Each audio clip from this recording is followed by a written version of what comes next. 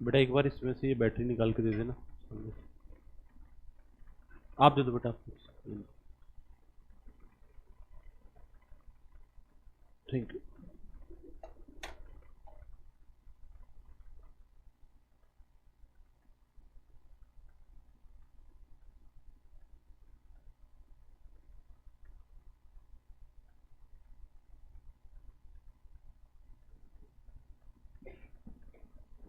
चलो बच्चों स्टार्ट कर लेते हैं।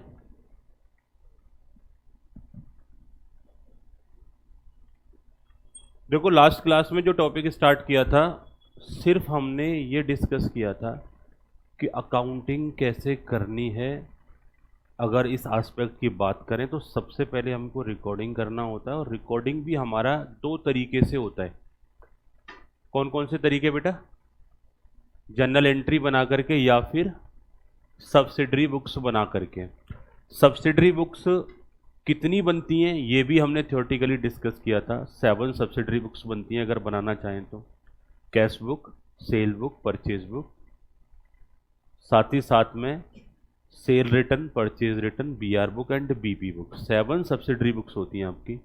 या तो आप सब्सिडरी बुक्स बना के रिकॉर्डिंग कर सकते हो, या फिर आप जर्नल एंट्री बना करके अपने बुक्स ऑफ अकाउंट में रिकॉर्डिंग कर सकते हो। इन दोनों में से कोई भी एक मेथड आपने ऑप्ट करना होता है, एक मेथड आपने फॉलो करना होता है। लास्ट क्लास में मैंने बोला था अभी नोट मत करो, नेक्स्ट क्लास में नोटिंग करा दूंगा, इतना डायग्राम सारे बच्चे नोट कर लें। अब यहां से आगे हम स्टार्ट करेंगे प्रॉपर। रिकॉर्डिंग के दो तरीके होंगे, एक तो जर्नल एंट्री बना करके, एक सब्सिडरी बुक्स के थ्रू। एक जर्नल एंट्री बना करके, दूसरा बेटा सब्सिडरी बुक्स के थ्रू। और सब्सिडरी बुक्स जब हम प्रिपेयर करते हैं, बेटा बात है नहीं पीछे, सब्सिडरी बुक्स जब हम प्रिपेयर करते हैं तो कैश बुक, परचेज बुक, अब परचेज बुक है तो फिर परचेज रिटर्न बुक भी होगी। नोट डाउन कर लो बेटा, पेपर है। हाँ, आज की क्लास के बाद मैंने आपको बोला भी था एक रजिस्टर बना लेना सारे बच्चे, छोटा सा, और बहुत ज़्यादा बल्कि रजिस्टर मत बनाना जिसको लाना मुश्किल हो। रफ मत करना, ऐसा मत करना कि यहाँ रफ कर रहे हो घर जाके फेयर कर रहे हो। एक अकाउंट्स के लिए ना एक थिन सा रजिस्टर बना लेना, जब वो भर जाए तो आप दूसरा यूज़ कर लेना। हालांकि बुक्स में सारा कंटेंट आपका अवेलेबल होता है, बट फिर हम जो मेन मेन थिंग्स हैं वो उसमें नोट करते हुए चलेंगे, प्रैक्टिस करते हुए चलेंगे। स्टार्ट कर लो बेटा, इससे नोट डाउन करना। और मैंने लास्ट क्लास में आपको यही समझाया था, मैंने आपकी कमियां बताई थी लास्ट क्लास में कि अब तक जो आपने पढ़ा है सिर्फ रटा है, समझा नहीं है। अब तक आपको जनरल एंट्री बनाना आता है, लेकिन 5 से 10% जनरल एंट्री आपने रट रखी है, बाकी जनरल एंट्री बनाना नहीं आता आपको। इस बार हम जनरल एंट्री बनाना सीखेंगे, रटना नहीं सीखेंगे। मगअप किया है आपने 12th क्लास तक, बट वो गलत नहीं किया। शुरुआती टाइम पर जब समझ में ना आए तो रटना ही होता है, मगअप ही करना होता है। बाद में जब हम थोड़ा बहुत रट लेते हैं तो समझ में आना भी चालू हो जाता है। तो बेटा रिकॉर्डिंग दो तरीके से हो सकती है, या तो जर्नल एंट्री बना करके या सब्सिडरी बुक्स के थ्रू। इतना डायग्राम मैंने नोट कराया था। एक एग्जाम्पल के तौर पर मैंने आपको ये भी फील करा दिया था कि सब्सिडरी बुक्स बनाएं तो कैश बुक, परचेज बुक, साथ ही साथ में सेल बुक, बीआर, बीपी, और जब सेल परचेज है तो दोनों के रिटर्न भी होंगे, cell return and purchase return. Recording के बाद अगली एक्टिविटी का नाम होता है बेटा क्लासिफिकेशन। क्लासिफिकेशन में हम क्या करते हैं, लेजर बनाते हैं और बहुत सारे अकाउंट्स भी मेंटेन करके चलते हैं। लेजर जो बनाते हैं, ledger is a name of books, जिसे हिंदी में खाता बही बोला जाता है, जिसमें बहुत सारे खाते, बहुत सारे अकाउंट्स मेंटेन होते हैं, राइट। तो लेजर की बात करेंगे, it's a bunch of various accounts, या इट्स अ बंच, मतलब ledger is a books which consist various account. तो जितने भी हमारे अकाउंट्स होते हैं वो सारे हमारे लेजर में अवेलेबल होते हैं, लेकिन वो क्लासीफाइंग वे में प्रेजेंट होते हैं। मींस कि हमने सेपरेट सेपरेट ट्रांजेक्शन्स का सेपरेट सेपरेट लेजर बना रखा होता है। बात क्लियर है? कोई समस्या यहाँ तक? तो हमने यहाँ जो डिस्कस किया, जब हम बात करते हैं रिकॉर्डिंग को लेकर के, तो रिकॉर्डिंग जर्नल के थ्रू या फिर सब्सिडरी बुक्स के थ्रू। रिकॉर्डिंग के बाद जो अगला स्टेप आएगा that is known as classification. और जब क्लासिफिकेशन की बात करेंगे तो वहां बनाएंगे लेजर, और लेजर में बनेंगे वेरियस अकाउंट्स। ठीक बात। अब मैं आपको इसी कंसेप्ट को एक डिफरेंट वे में कन्वे कर रहा हूं, ध्यान से सुनना। बेटा जब बाजार में ना सामान खरीदने जाते हो, जैसे मार्केट में सामान खरीदने गए तो जनरली एक बड़ा सा बैग लेके जाते हो, क्यों पता नहीं कितना सामान लाना पड़े। खरीदते टाइम पर आप करते क्या हो कि वहाँ क्लासीफाई करते हो कि भाई ये आइटम खरीदा इसको एक सेपरेट बैग में रखो, ये आइटम खरीदा इसको एक सेपरेट बैग में रखो। क्या ऐसा करते हो आप? जो सामान खरीदा एक ही बैग में, जो सामान खरीदा एक ही बैग में। घर पे जाके क्या करते हो?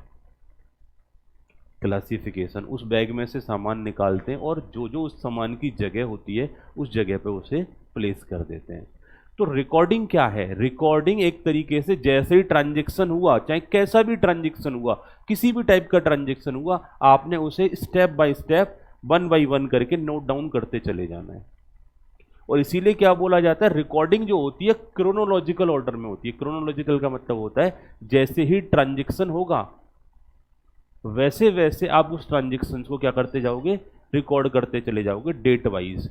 वहां ये डिफरेंस नहीं करोगे कि ट्रांजैक्शन असेट्स का है या एक्सपेंसेस का है, लाइबिलिटीज का है, प्रॉफिट का है या लॉस का है।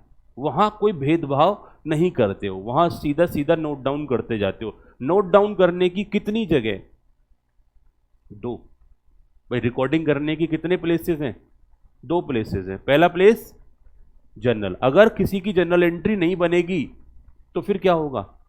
बोला उसे सब्सिडरी बुक्स में मेंटेन कर लेंगे। अगर सब्सिडरी में मेंटेन कर लिया तो फिर जर्नल एंट्री नहीं बनेगी। जर्नल एंट्री में मेंटेन कर लिया तो फिर उसकी सब्सिडरी बुक्स में उसे रिकॉर्ड नहीं करेंगे।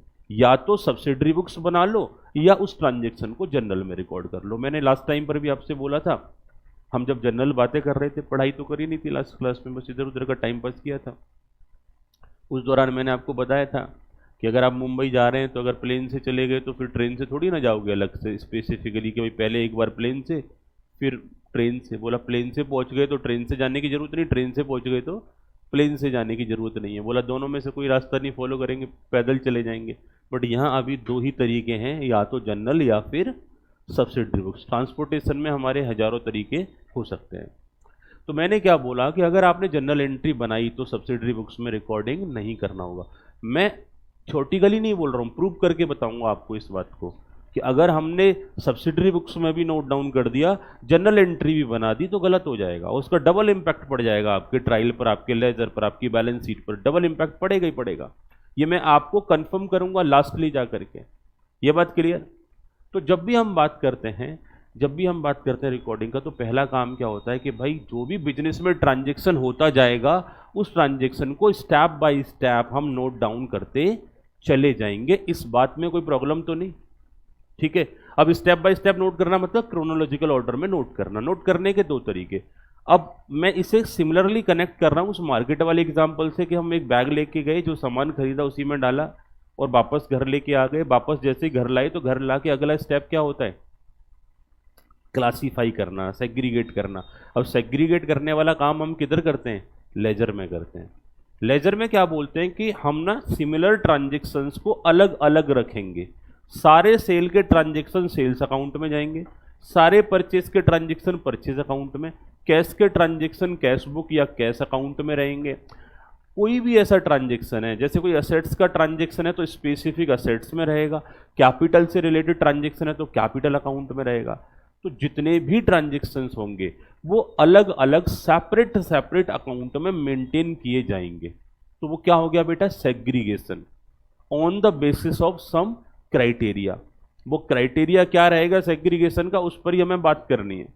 भाई अकाउंटिंग में होता क्या है, या तो रिकॉर्डिंग या क्लासिफिकेशन। 90% कहानी इधर ही घूम जाती है। बाकी इससे ऊपर जो काम रह जाता है समराइजेशन या रिपोर्टिंग वगैरह का, उसको आप 20% में डाल सकते हो, है ना। और अब तक आपने ये सारे काम कर रखे हैं, लेकिन मैंने अगेन आपसे कह रहा हूं कि अब तक आपने रटा है, और मैं जगह जगह पर आपको फील करा दूंगा। इसलिए शुरुआत से समझा रहा हूं, जीरो लेवल से समझा रहा हूं। ऐसे मान के चलो कि आप नॉन कॉमर्स बैकग्राउंड के बच्चे हो, उस लेवल से समझा रहा हूं।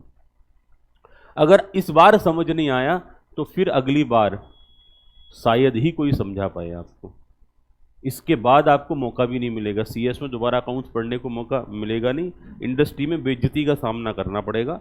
या तो समझ लो या फिर तैयार हो जाओ सारी लाइफ बेइज्जत होने के लिए, कि आपको बोला जाएगा अरे तुम तो सीएस हो, तुम कहाँ जानते हो अकाउंट्स के बारे में, हाँ या ना। तो कोई आपको बेइज्जत करे, आपको बर्दाश्त होगा? तो बेहतर है इधर ही बेइज्जती करवा लो।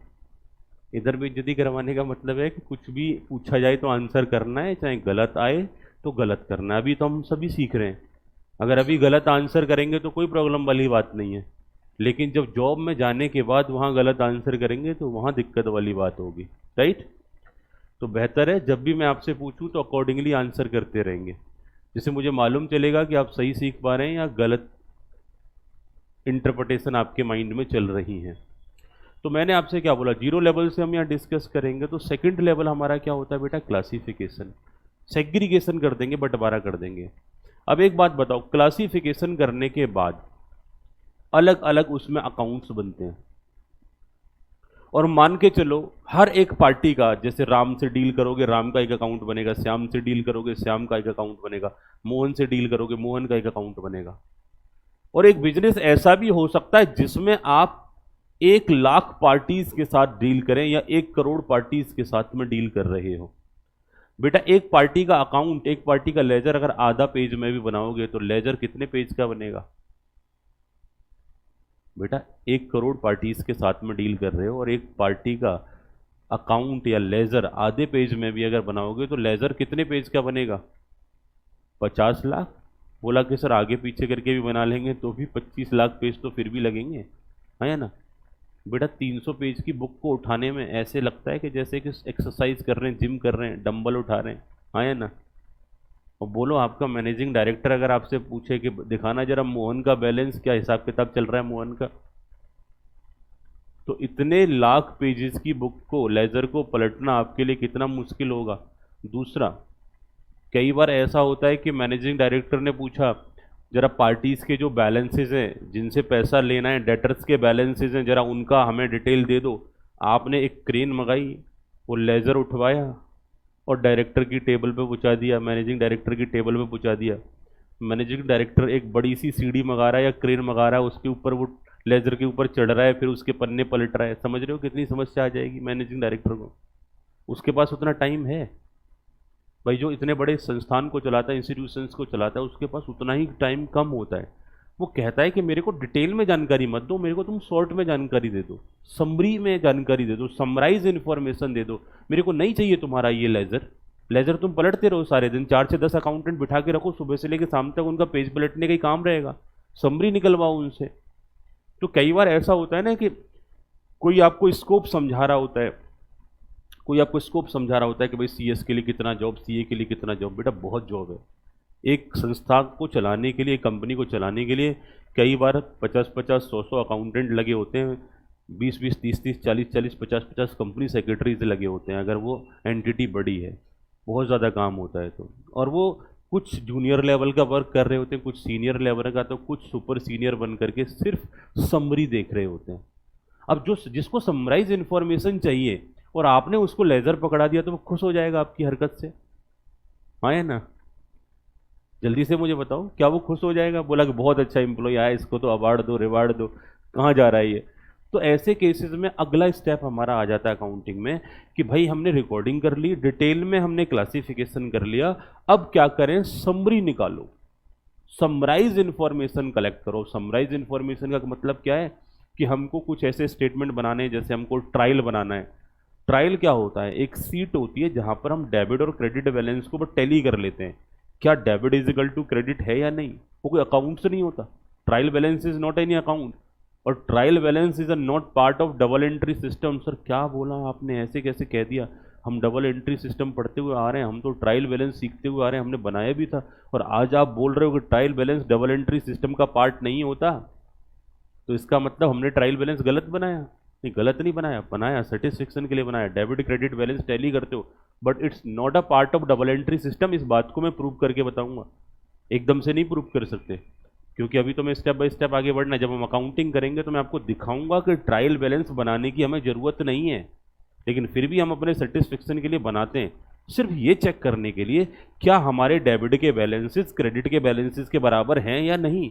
अगर हैं तो सेटिस्फेक्शन हो जाता है कि शायद गलती होने की संभावना नहीं है, पर शायद ट्रायल बैलेंस अगर टैली हो जाए तो ये कोई एश्योरेंस नहीं होता कि अब अकाउंट्स में कोई गलती नहीं है। उसके बावजूद भी अकाउंट में गलती रह सकती है। कहाँ कहाँ रह सकती है उन मुद्दों की भी बात बाद में कर लेंगे, लेकिन एक अपारेंट तौर पर यह सेटिस्फेक्शन मिल जाता है कि शायद अब अकाउंट में किसी भी टाइप की कोई गलती नहीं है। ट्रायल जब बनता है it is also the part of summarisation activity, क्योंकि ट्रायल में भी समरी हमारी निकल के आती है ईच एंड एवरी अकाउंट की। उसके बाद समराइजेशन में हम एक स्टेप और आगे बढ़ते हैं, ट्रेडिंग पीएनएल और बैलेंस शीट बनाते हैं, जहां से हमें समरी में ग्रॉस प्रॉफिट नेट प्रॉफिट ऐसी जानकारियां मिलती हैं। एक्सपेंसेस हमारे अलग हो जाते हैं, डायरेक्ट एक्सपेंस अलग, इनडायरेक्ट एक्सपेंसेस अलग, डायरेक्ट इनकम अलग, इनडायरेक्ट इनकम अलग, नेट ऑफ करके हमारे प्रॉफिट्स कैलकुलेट हो जाते हैं। और उसके बाद फिर हम एक अलग से सीट बनाते हैं जिसका नाम होता है बैलेंस शीट। बोला वहां पर हम एक साइड में असेट्स के बैलेंसेस रखते हैं, एक साइड में लाइबिलिटीज के बैलेंसेस रखते हैं, उनको भी एक ऑर्डर में रखते हैं। कई बार हम उसे लिक्विडिटी फॉर्म में बनाते हैं तो कई बार उसे परमानेंसी फॉर्म में बनाते हैं। अगर 11th क्लास में आपने नॉन कंपनीज की जो बैलेंस शीट बनाई होगी वो या तो लिक्विडिटी या फिर वो परमानेंसी फॉर्म में बनाई होगी, हाँ या ना भाई। परमानेंसी फॉर्म का मतलब है क्या, परमानेंट असेट्स को ऊपर रखो। तो परमानेंसी फॉर्म में जब आपकी बैलेंस शीट बनती थी ना 11th क्लास में, तो फिक्स्ड असेट्स ऊपर रखे जाते थे और इस साइड से कैपिटल ऊपर रखा जाया करता था, क्योंकि कैपिटल मोस्ट परमानेंट होती है और असेट साइड में फिक्स्ड असेट्स हमारे ज़्यादा परमानेंट होते हैं। सेम वे जब हम बात करते थे लिक्विडिटी फॉर्म, तो लिक्विड एसेट्स ऊपर, लिक्विड लाइबिलिटीज ऊपर, जिनका जिनका पेमेंट हमारा जल्दी से होना है, तो हम शुरुआत कर दिया करते थे कैश और बैंक से शुरुआत कर दिया करते थे एसेट साइड में। वो फॉर्म्स या कई बार आइडिया नहीं है तो मिले जुले फॉर्म में भी हमने बना दी होगी, जैसे मर्जी अकाउंट्स को प्रेजेंट कर दिया होगा। बट नॉन कंपनीज के केस में बहुत ज़्यादा प्रेजेंटेशन मैटर नहीं करती थी, जैसे तैसे करके बैलेंस शीट टैली कर दी, वही बहुत बड़ी बात है। नहीं टैली हुई तो डिफरेंस निकाल लिया, सस्पेंस में डाल दिया, चाहे हम खुद गलत कर रहे हैं, हाँ या ना। हमको हमारे पास एक टूल हुआ करता था, बैलेंस शीट कैसे टैली किया करते थे 11th क्लास में, सच बताना झूठ मत बोलना। हमेशा बैलेंस शीट टैली हो जाया करती थी एक ही बार में, 99% बैलेंस शीट ही टैली नहीं होती थी लास्ट में जाते हुए। फिर क्या किया करते थे, अगला स्टेप क्या बेटा, सच बात बताओ, जैसा करते थे वैसा ही बताना। मैं जानना चाहता हूं कि जैसा मैं करता था वैसा ही आप करते थे या कुछ अलग किया करते थे। हाँ बेटा, सस्पेंस अकाउंट, बच्चे ने बोला कि सर जिस साइड बैलेंस कम आ रहा है उस साइड सस्पेंस का बैलेंस लिखा और टैली करा दिया। और कोई महान नायक बच्चा ऐसा भी होगा, बोला कि जरूरी थोड़ी सस्पेंस अकाउंट डालना, एक साइड का टोटल जितना आ रहा है दूसरे साइड का टोटल उतना ही लिख दो, टीचर्स भी कंफ्यूज हो जाएगा। बोलेगा बिना सस्पेंस निकाले टैली कर दी बैलेंस शीट, बच्चे ने मार्क्स दे देगा। लेकिन चेक करने वाला टीचर तो देखता है ना सारी चीज़ों को। तो कुल मिलाकर के हमें सेटिस्फेक्शन तब मिलता था जब दोनों टोटल हम बराबर दिखा के आ जाएं। बट मैं आपसे कहना चाहता हूँ, पहली बात तो ऐसा हो नहीं सकता कि आपकी बैलेंस शीट टैली ना हो। अगर बैलेंस शीट टैली नहीं हो रही है तो आप उसकी एरर को इमीडिएटली आइडेंटिफाई कर सकते हैं कि हमने कहाँ गड़बड़ करी है। ऐसी जानकारी आपके पास होनी चाहिए। तो ये जो बैलेंस शीट बनाने तक का जो प्रोसेस था हमारा समराइजेशन में आ जाता है। वो हम एक्टिविटी क्लास के दौरान ही करेंगे, पहले रिकॉर्डिंग, फिर क्लासिफिकेशन करेंगे, फिर समराइजेशन करेंगे। अगर हमसे कोई ये 3 एक्टिविटी हमने सीख ली और उसके बाद हमसे कोई बोले कि मैंने अपना बिजनेस स्टार्ट किया, क्या मेरे बिजनेस की अकाउंटिंग कर दोगे, आप बोलोगे 100% कर देंगे, कोई प्रॉब्लम नहीं है। स्टार्टिंग से लेकर एंड तक अकाउंटिंग करना आता है। लेकिन अभी नहीं बोल सकते आप। अभी क्यों नहीं बोल सकते, क्योंकि आपने रिकॉर्डिंग करना सीखा तब क्लासिफिकेशन पर ध्यान नहीं दिया, क्लासिफिकेशन करना सीखा तब रिकॉर्डिंग से कोई लिंक नहीं था, और बैलेंस शीट और पीएनएल बनाने सीखे तो ट्रायल से बैलेंस शीट और पीएनएल बनाए आपने। कभी भी क्लासिफिकेशन से लेजर से बैलेंसेस उठा करके आपने बैलेंस शीट और पीएनएल अकाउंट नहीं बनाए, तो आपकी कनेक्टिविटी नहीं हो पाई। और दूसरी बात, अगेन वहां एक मजबूरी थी, लिमिटेशंस थी, वहां आप इस कैटेगरी में नहीं थे, इस पोजीशन में नहीं थे कि आप चीज़ों को समझ सकते। तो टीचर्स की मजबूरी थी, उन्होंने आपको रटा दिया, पर अब नहीं रटेंगे। अब अगला स्टेप नोट कर लो बेटा, क्लासिफिकेशन से आगे हम क्या पढ़ने वाले हैं, समराइजेशन। अगला स्टेप हमारा यहां पर होगा बेटा summarization.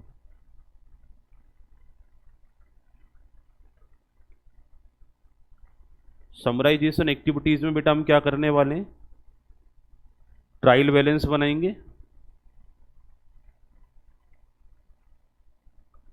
Trial balance, trading PNL,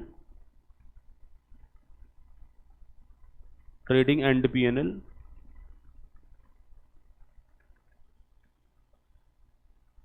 और इसके साथ साथ बेटा क्या तैयार करेंगे, बैलेंस शीट।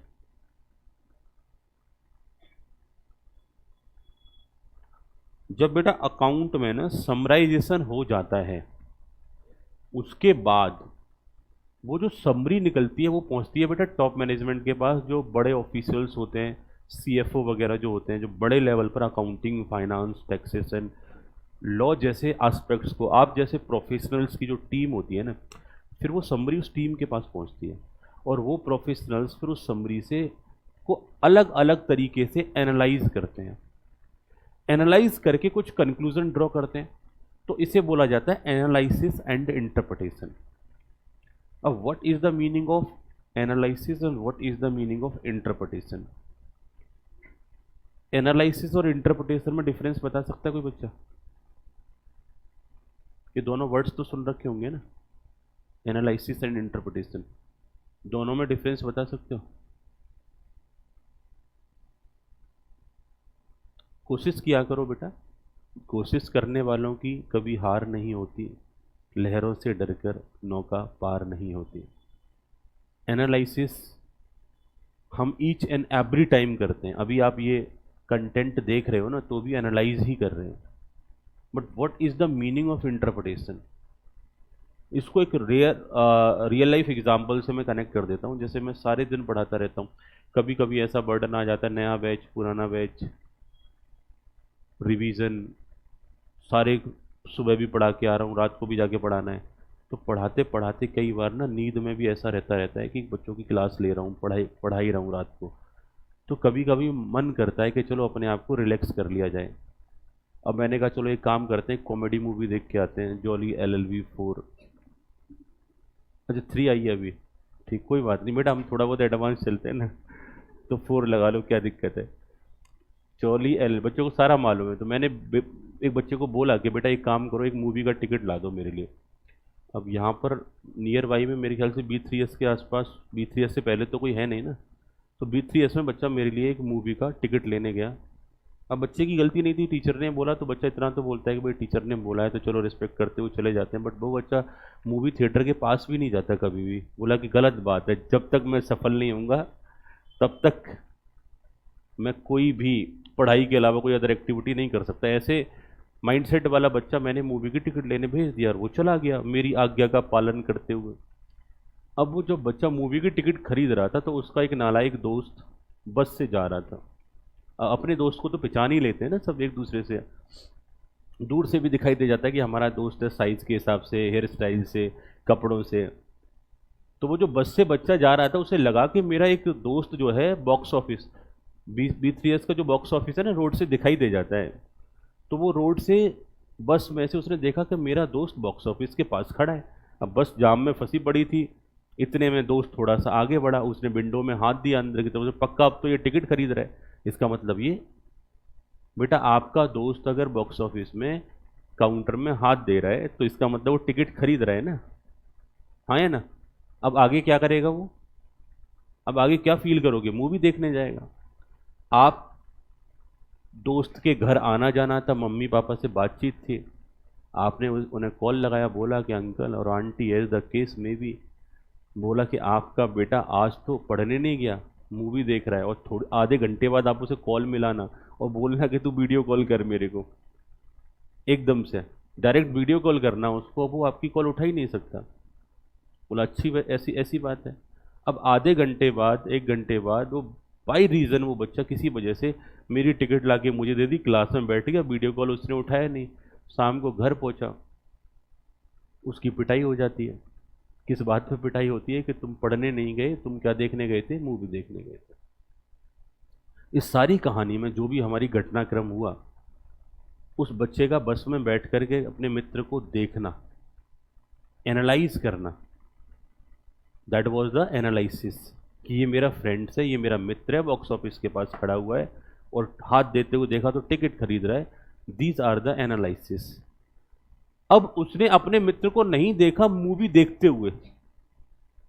क्या आपने अपने दोस्त को बस में से थिएटर के अंदर मूवी देखते हुए देख लिया क्या? नहीं देखा, नहीं, लेकिन आपको जो इंफॉर्मेशन मिला, जो जानकारी मिला, जो फैक्ट आपने एनालाइज करे, उसके बेसिस पर आप कंक्लूजन पर पहुंचे कि टिकट खरीदा है तो पक्का मूवी भी देखेगा। हाँ या ना? तो समटाइम अकाउंट से आपको इंफॉर्मेशन मिलती है, और इंफॉर्मेशन मिलती है एनालाइज करने के बाद। एनालाइज करने के बाद जब आपको इंफॉर्मेशन मिलती है तो फिर उसके बेसिस पर निकालते हैं आप कंक्लूजन, इंटरप्रिटेशन। तो एनालिसिस एंड इंटरप्रिटेशन दोनों कनेक्टेड होते हैं। जब जब हम चीज़ों को एनालाइज करते हैं तो कुछ ना कुछ इंटरप्रिटेशन हमारे माइंड में ड्राफ्ट होती रहती है। मेट्रो में खड़े हैं आप, आपकी पॉकेट में पर्स रखा था, तो पर्स रखा होता तो पॉकेट थोड़ी बाहर आ जाती है ना। एक पर्सन आपकी पॉकेट को बार बार देख रहा है, उसने आपकी पॉकेट को देखा, आपने उसको देखा, नजरें मिली, एनालाइज हुआ कि ये पर्टिकुलर पर्सन कर क्या रहा है, बोला मेरी पॉकेट की तरफ देख रहा है, तो ये that was the analysis. But आगे क्या, अब ये मेरी पॉकेट साफ करने वाला है, दैट वाज द इंटरप्रिटेशन। वो हो सकता है वो एक बहुत अच्छा इंसान हो, भला व्यक्ति हो, सोच रहा हो कि इस बच्चे की पॉकेट में पर्स दिखाई दे रहा है, बाहर निकला हुआ है, अब भीड़ में निकलेगा, इसका कोई पर्स ना मार ले, छोटा बच्चा है, स्कूल जा रहा है, इसे आइडिया नहीं है, ऐसी थॉट चल रही है उसके दिमाग में, और आपने उसे चोर समझ लिया। हाँ या ना? और कई बार कोई चोर है, आप उसे एक अच्छा इंसान, सज्जन इंसान समझ सकते हैं, वो आपका सामान लेकर के गायब हो गया। तो हमारी इंटरप्रिटेशन समटाइम गलत भी हो सकती है और सही भी हो सकती है, बट जब हम फैक्ट को एनालाइज करते हैं तो इंटरप्रिटेशन निकालते हैं। ये जो स्टोरी जो मैं सुना रहा हूँ ना बेटा, सब बेकार की स्टोरी नहीं है। मैं आपको बता रहा हूँ एज अ प्रोफेशनल्स आपका रोल क्या होता है। जब समरी निकल जाती है अकाउंट से, उस समरी के बेसिस पर अब प्रोफेशनल्स ना काम करना चालू करते हैं कि भाई आज से 3 साल पहले ग्रॉस प्रॉफिट रेशो 10% था, फिर अब पिछले साल आपका 15% हो गया, इस साल 20% हो गया, तो नेक्स्ट ईयर प्रॉफिट बढ़ने की संभावना है और 5% बढ़ेगा। ग्रोथ में जा रहे हैं, बिजनेस को ज़्यादा स्पीड से कहीं ना कहीं हमें लेके जाना है, तो अपने बिजनेस में फर्दर इन्वेस्टमेंट बढ़ा दो। हाँ या ना? तो मेरा कहना है कि अकाउंट से जो डेटा मिलता है उसके बेसिस पर आप एक कंक्लूजन पर पहुंचते हो, एक इंटरप्रिटेशन निकालते हो। तो अगला जो स्टेप होता है समराइजेशन के बाद, जो अब तक आपने नहीं किया होगा, हाँ एनालिसिस जरूर किया है, एनालिसिस में रेशो एनालिसिस वगैरह आपने पढ़ लिया होगा, बट उसके बेसिस पर इंटरप्रिटेशन नहीं निकाले। और इंटरप्रिटेशन निकालने के बाद जो स्टेक होल्डर से कम्युनिकेट करने का जो काम रहता है ना, उसमें सीएस का सबसे बड़ा रोल रहता है। तो सीएस का काम क्या है? कम्युनिकेशन कराना। जब भी कोई मीटिंग होती है, जब भी कोई इंफॉर्मेशन सेंड करनी होती है, जब भी कोई लीगल थिंग्स कन्वे करनी होती है किसी डिपार्टमेंट को, किसी भी डिपार्टमेंट से आपको लीगल कॉरस्पॉन्डेंस करना पड़ता है, तो सीएस का रोल आ जाता है। और जब तक सीएस इंफॉर्मेशन को समझेगा नहीं तो क्या वो सही से इंटरप्रेट करके कम्युनिकेट कर पाएगा? नहीं कर पाएगा। तो मेरा ये कहना है कि एडवांस लेवल का जब रोल आपका है तो बेसिक लेवल की थिंग्स आपको समझ में आनी चाहिए। तो अगला स्टेप क्या होता है बेटा? Analysis and interpretation. और आफ्टर दैट हम उन्हीं सारे रिजल्ट को कम्युनिकेट कर देते हैं यूजर्स ऑफ अकाउंटिंग। जैसे समटाइम मैनेजमेंट भी यूजर होता है, हमारे एम्प्लॉयज़ भी यूजर होते हैं, पब्लिक एट अ लार्ज भी यूजर होती है, शेयर होल्डर्स भी यूजर होते हैं, गवर्नमेंट भी यूजर होती है, टैक्सेशन अथॉरिटी भी यूजर्स होती है, किसी एक्ट में अपनी कंपनी को रजिस्टर करा रखा है तो आरओसी भी यूजर्स होती है। यस या नो? तो ये जितना भी इस कहानी मैंने थ्योरेटिकली आपको समझाई, इसमें अगला पॉइंट नोट कर लो बेटा, एनालिसिस एंड इंटरप्रिटेशन।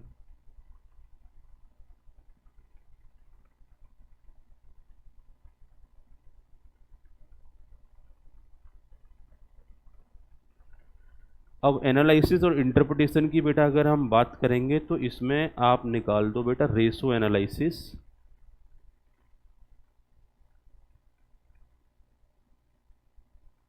एटसेट्रा, ऐसे करके आप मेंशन कर दो। तो रेशो एनालिसिस और उसके बेसिस पर जो कंक्लूजन निकालते हो ना, वो हमारे एनालिसिस और इंटरप्रिटेशन में आ जाते हैं। बेटा इसके बाद हम क्या करेंगे? कम्युनिकेशन ऑफ रिजल्ट्स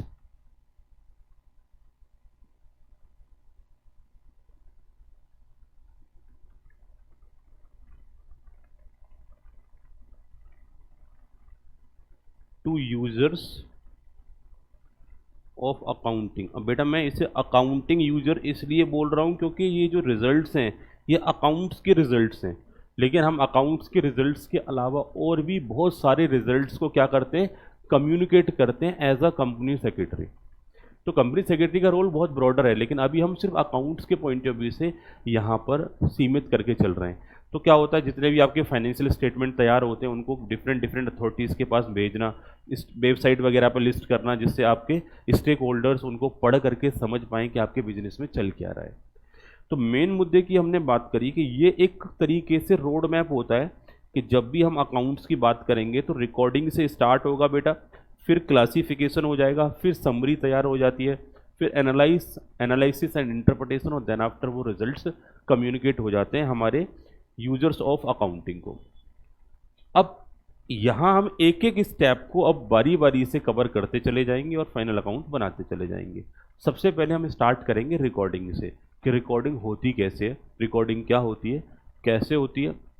जैसा कि मैंने अभी बताया था, थ्योरेटिकल पार्ट को हम अलग से कवर करेंगे। अभी हम प्रैक्टिकली ये सीख रहे हैं कि जनरल एंट्री हमको बनाना आ जाए, लेजर बनाना हमको आ जाए, समरी निकालना हमको आ जाए, फाइनेंशियल स्टेटमेंट बनाना हमको आ जाए। तो अब जो हम बात करते हैं कि रिकॉर्डिंग, अगला पॉइंट यहाँ पर मेन पॉइंट आप नोट करो बेटा, recording.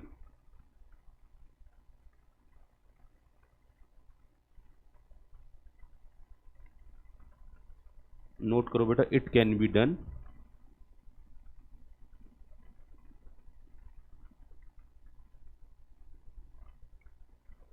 by two methods.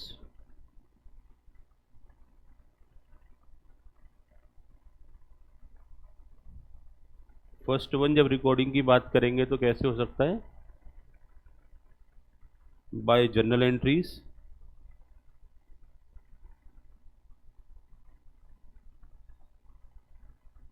Recording या तो जर्नल एंट्रीज के थ्रू हो सकती है या फिर by subsidiary books.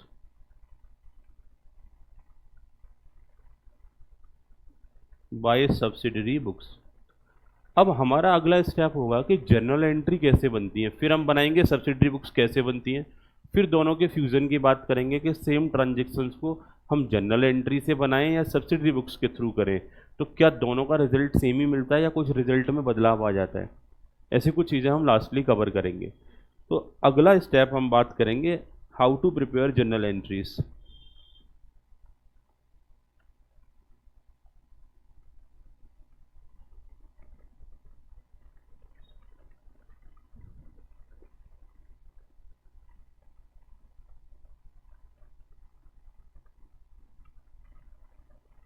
How to prepare general entries. General entries हमने कैसे बनाने होते हैं, अगर इस मुद्दे की अगर हम बात करें तो जनरल एंट्री बनाने के लिए अगेन हम दो अप्रोचेज लेकर के चलते हैं। First one is golden rule approach और second one is diamond rule approach, right. Diamond rule approach को एक तरीके से शॉर्टकट भी कह सकते हो, उसकी बातें बाद में करेंगे, लेकिन बेसिक जो हमारा मेथड है that was the golden rule approach. तो general entry can be prepared, note कर लो,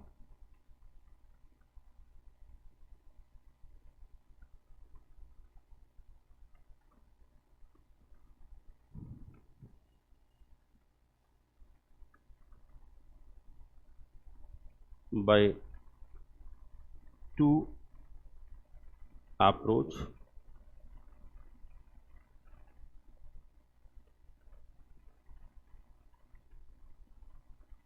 और इन अप्रोचेस की बात करें तो इसमें पॉइंट नंबर ए कवर कर लो, गोल्डन रूल अप्रोच।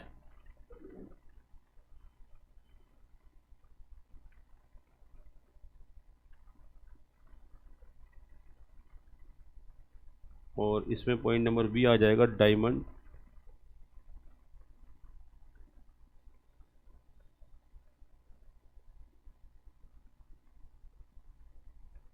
अब बेटा गोल्डन रूल और डायमंड रूल अप्रोच की बात करेंगे तो गोल्डन रूल अप्रोच से अगर जनरल एंट्री आपको बनाना है तो यहाँ पर आपको टू थिंग्स एकदम क्लियर होनी चाहिए। पहला, टाइप्स ऑफ अकाउंट्स क्या होते हैं, और दूसरा हमारा गोल्डन रूल्स क्या हैं। अगर ये दो थिंग्स आपको क्लियर हैं तो कोई भी किसी भी बुक की एंट्री होगी आप इजीली बना पाओगे।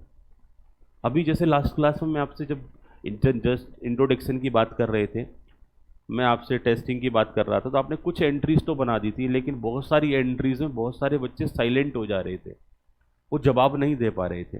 वो प्रॉब्लम ये थी कि हमने एंट्री बनाना नहीं सीखा, एंट्री रटना सीखा था। बेटा बात मत करो, इधर थोड़ा सा फोकस कर लो। किसी का कोई नोटबुक पेन पेपर वगैरह कुछ लेना देना किसी का पेंडिंग है? क्योंकि यहाँ से आगे जैसे जैसे हम बढ़ रहे हैं ना, मैं अगेन आपसे बात कर रहा हूँ, चीज़ें बहुत आसान है ये, और आप सबने पढ़ रखी हैं, सबने गोल्डन रूल डायमंड रूल सुना हुआ है, लेकिन हम एंट्री फिर भी नहीं बना पाते। एंट्री बनाते टाइम पर हमको ऐसा लगता है कि ये एंट्री बना सकते हैं, वो एंट्री नहीं बना सकते। इसका मतलब हमारा बेस कहीं ना कहीं हिला हुआ है, हमने सीखा नहीं, हमने रटा है। अब हम सीख रहे हैं, थोड़ा इजी तो लग रहा होगा आपको कि बहुत इजी टॉपिक है सर, लेकिन एक एक शब्द जो मैं बोल रहा हूँ अभी फोकस कर लो, ये गारंटेड है, अगर ढंग से आपने सुन लिया कुछ टाइम बाद आप किसी को भी ये सिखा सकते हो। लेकिन नहीं सीखा तो सारी अकाउंटिंग रटनी पड़ेगी आपको आगे जा कर के। तो अकाउंटिंग को रटना थोड़ी है, समझना भी है बेटा। रटने में का कोई एडवांटेज नहीं है, रटने का कोई फ़ायदा नहीं है। समझ लोगे काम आसान हो जाएगा, कितने करोड़ एंट्री बन सकती है, सबको थोड़ी ना रट लोगे। तो अगर बनाना आपने सीख लिया तो फिर रटने की ज़रूरत ही नहीं है। यस या नो? तो चलो बेटा, गोल्डन रूल अप्रोच या डायमंड रूल अप्रोच की हम बात कर रहे हैं। मैंने क्या बोला? गोल्डन रूल अप्रोच से, बेटा पीछे बालकनी वाले बच्चे, गोल्डन रूल अप्रोच से मुझे बताइए। हाँ, बालकनी सबसे लास्ट वाली रो होती है बेटा, एकदम लग्जरियस, लेकिन अभी थोड़े कष्ट में 2-4 दिन और वेट कर लो, एकदम लग्जरियस हो जाएगी। पिछली वाली सीट ना बेटा ऐसे बालकनी स्टाइल में थोड़ा सा बेस ऊपर करवा के लगने वाली है, तो तब और फील आएगा आपको लास्ट तक। ठीक है, अभी थोड़े कष्ट में हो, कोई दिक्कत नहीं, मैक्सिमम 2-3 दिन की बात है, हो सकता है मंडे को ये समस्या आपकी सॉल्व हो जाएगी। ठीक है, तो फील आएगा आपको। मैं जैसे कहता हूँ ना मजे मजे में, तो एक्चुअल में बालकनी टाइप लगेगी आपको थिएटर में। तो मैं आपसे यही बोल रहा था बेटा कि जैसे हम बात कर रहे थे ना, ये बीच में से पार्टीशन हट जाएगा और अगले मंडे तक ये जहाँ तक रिसेप्शन, रिसेप्शन ऊपर ही रहेगा आपका, और रिसेप्शन सारा चेंज होकर के लास्ट तक ये बालकनी स्टाइल में बन जाएगा। ठीक है, बच्चे सोच रहे होंगे पीछे जगह ही नहीं है, कहाँ लगवाओगे आगे। हम वापस मुद्दे पर आ जाओ बेटा, मैं आपसे ये पूछा था अभी कि जैसे हम गोल्डन रूल अप्रोच से अगर जनरल एंट्री बना रहे हैं तो कौन कौन से 2 चीज़ें आपको आनी चाहिए? रिप्लाई करोगे बेटा कोई बच्चा? कौन कौन से 2 एस्पेक्ट आपको क्लियर होने चाहिए? आगे डीसी वाले बच्चे तो बता देंगे, बालकनी वाले थोड़ी सी समस्या में आ जाते हैं। कौन कौन से 2 पॉइंट्स क्लियर होने चाहिए बेटा आपके? कुछ बता रहे हो बेटा लविश?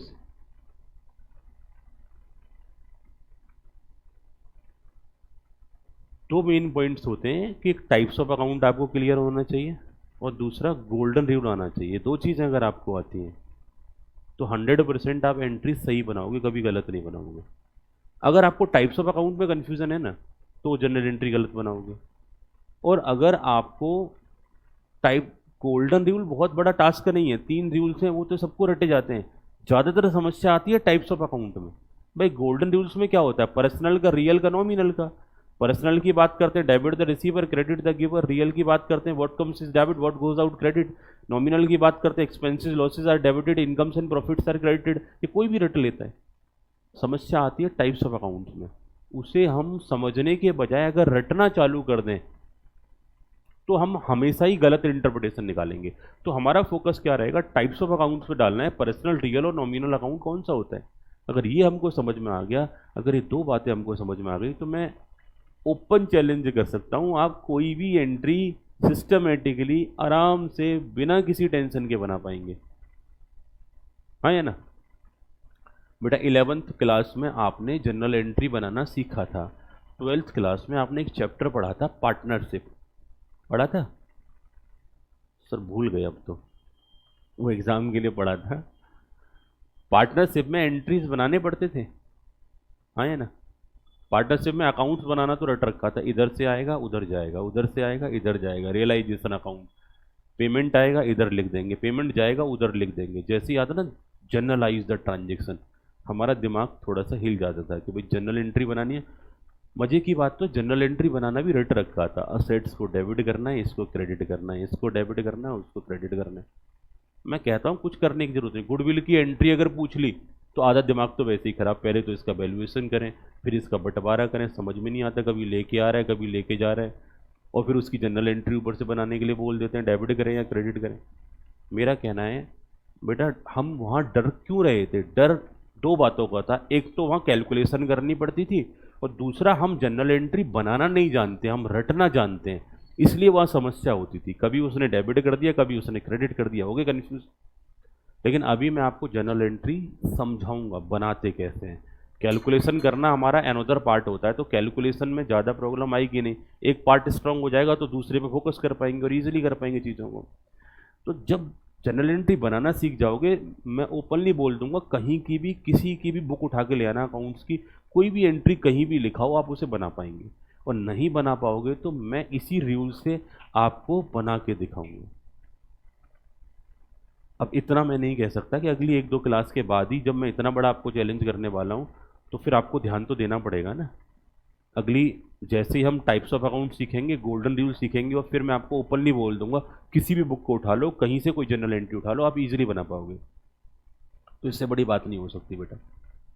और इसके लिए आपको कंसंट्रेट तो करना पड़ेगा, फोकस तो करना पड़ेगा, फोकस थोड़ी देर कर लो, ठीक है। तो यहाँ हमने बोला कि जब गोल्डन रूल अप्रोच फॉलो करेंगे ना, डायमंड रूल अप्रोच और भी इजी है, पर इजी अप्रोच की बाद में बात करेंगे, थोड़ा मुश्किल अप्रोच पहले कर लेते हैं। गोल्डन रूल अप्रोच के थ्रू अगर हम जनरल एंट्री बनाते हैं तो इन्होंने बोला कि यहाँ पर अगर हम बात करें तो अगला एक पॉइंट नोट कर लो, preparation of general entry.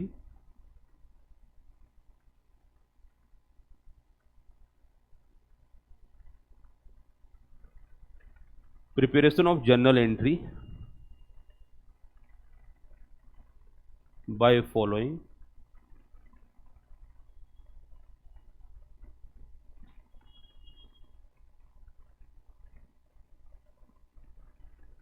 golden rule approach, by following golden rule approach।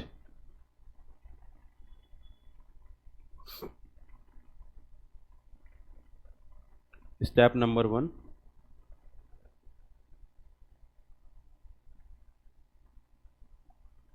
identify two aspects of transaction। जो आपका ट्रांजेक्शन होगा उसके दो एस्पेक्ट्स होते हैं, उसको आइडेंटिफाई करें।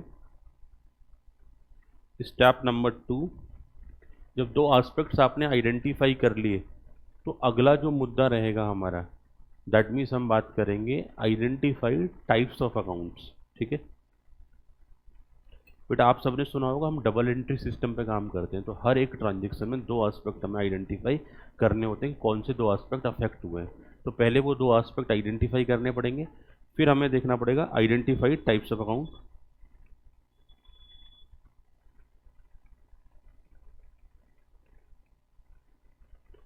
और टाइप्स ऑफ अकाउंट आइडेंटिफाई करने के बाद स्टेप नंबर 3 आएगा, अप्लाई गोल्डन रूल। बेटा बातें नहीं, अगर किसी को कोई डाउट आता है, कोई समस्या है, तो बेटा मेरे से बात कर लिया करो, आपस में बातें मत किया करो। किसी को कोई दिक्कत है, कोई परेशानी चल रही है, कोई समस्या है, मुझसे बात कर लिया करो। अगर मैं रुक जाऊंगा तो सारी क्लास रुक जाएगी, कोई स्टेप आपका मिस नहीं होगा। लेकिन आपस में बातें करते रहोगे तो जिससे बातें कर रहे हो उसका कल्याण कर रहे हो और अपना भी कर रहे हो। स्टेप नंबर 4, गोल्डन रूल लगाने के बाद आपको एक जनरल एंट्री मिल जाएगी, find your general entry.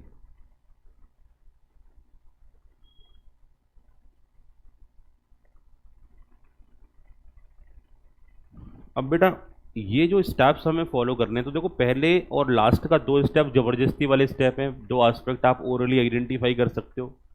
Last में जनरल एंट्री बनी जानी है, अगर आप गोल्डन रूल लगा दोगे तो काम की चीज़ें दो ही हुई। पहला हमारा क्या, टाइप्स ऑफ अकाउंट को आइडेंटिफाई करना, और दूसरा हमारा क्या है, गोल्डन रूल को अप्लाई करना। ये दो बातें हम सीखेंगे। तो हम यहाँ बात करेंगे सबसे पहले बेटा टाइप्स ऑफ अकाउंट के बारे में। अभी जो हमारा मुद्दा जो स्टार्ट करने वाले हैं वो हम क्या स्टार्ट करने वाले हैं, types of account.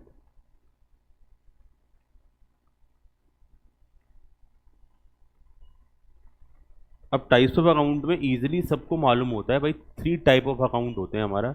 Personal, real and nominal. जैसे जैसे डायग्राम में बनाता जा रहा हूँ वैसे वैसे बनाते चले जाओ, समझते चलेंगे। पर्सनल बोल रहे हैं क्यों बोल रहे हैं, रियल बोल रहे हैं क्यों बोल रहे हैं, नॉमिनल बोल रहे हैं क्यों बोल रहे हैं।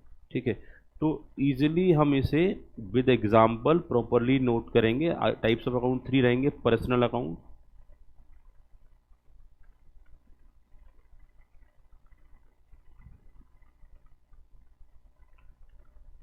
पर्सनल अकाउंट, दूसरा होगा बेटा आपका रियल अकाउंट, तीसरा क्या होगा बेटा आपका नॉमिनल अकाउंट।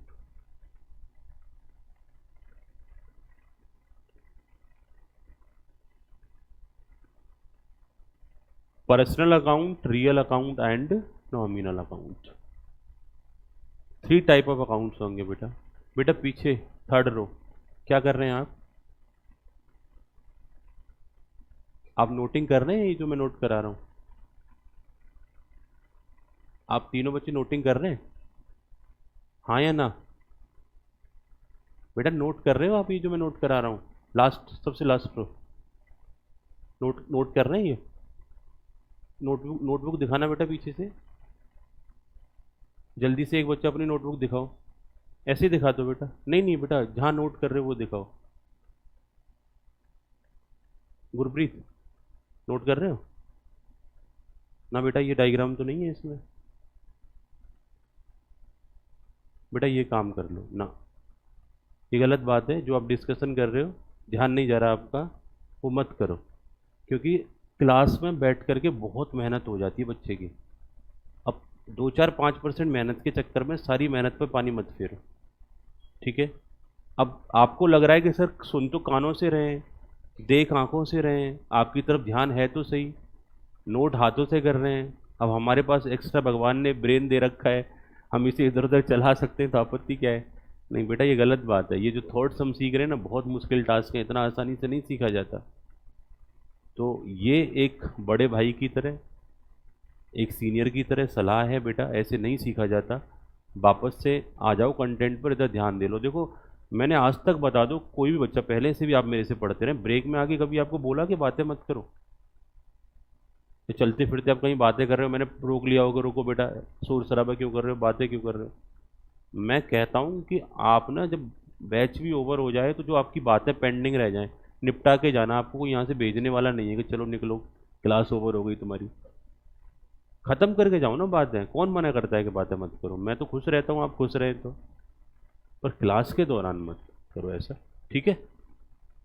आ जाओ, ध्यान दो बेटा, इधर सुनो। टाइप्स ऑफ अकाउंट में हम personal account, real account and nominal account की बात कर रहे थे, और अब हमको ये समझना है कि पर्सनल अकाउंट क्या होता है।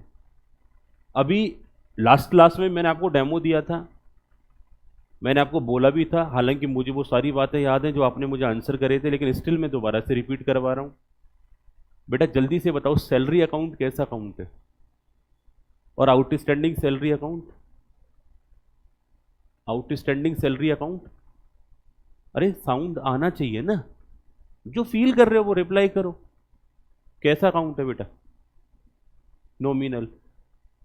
अगर हम बात करते हैं कमीशन रिसीव्ड, कैसा अकाउंट है? Commission received. और आउटस्टैंडिंग, या हम कह सकते हैं कि जब भी एक्सपेंसेस के लिए वर्ड यूज़ करते हैं तो आउटस्टैंडिंग प्रीपेड यूज़ करते हैं, जब भी इनकम के लिए वर्ड यूज़ करते हैं ना तो हम एक्रूड अनएक्रूड वर्ड इस्तेमाल करते हैं, ठीक है? मैं बात कर रहा हूँ बेटा एक्रूड कमीशन। एक्रूड कमीशन कैसा अकाउंट है? अच्छा एक्रूड अनएक्रूड तो समझते हो ना बेटा? एक्रूड अमाउंट वो अमाउंट होती है जो कमा लिया लेकिन मिला नहीं। अनएक्रूड अमाउंट वो अमाउंट होती है जो मिल गया लेकिन अभी कमाया नहीं है। आउटस्टैंडिंग वो अमाउंट होती है जो खर्चा हो गया लेकिन पे नहीं किया। और प्रीपेड वो अमाउंट होती है जो हमने एडवांस में पे कर दिया लेकिन अभी खर्चा नहीं हुआ। तो प्रीपेड, एक्रूड, अनएक्रूड, आउटस्टैंडिंग, ऐसे करके आपके टाइम टाइम पर ये वर्ड्स आ जाते हैं किसी एक्सपेंसेस या इनकम के साथ में, तो वो अकाउंट भी नॉमिनल रहता है। ऐसा मेरे को इंटरप्रिटेशन मिल रहा है आपसे, आगे मैं बात करूंगा। कैपिटल अकाउंट कैसा अकाउंट है बेटा? कैपिटल अकाउंट कैसा अकाउंट है?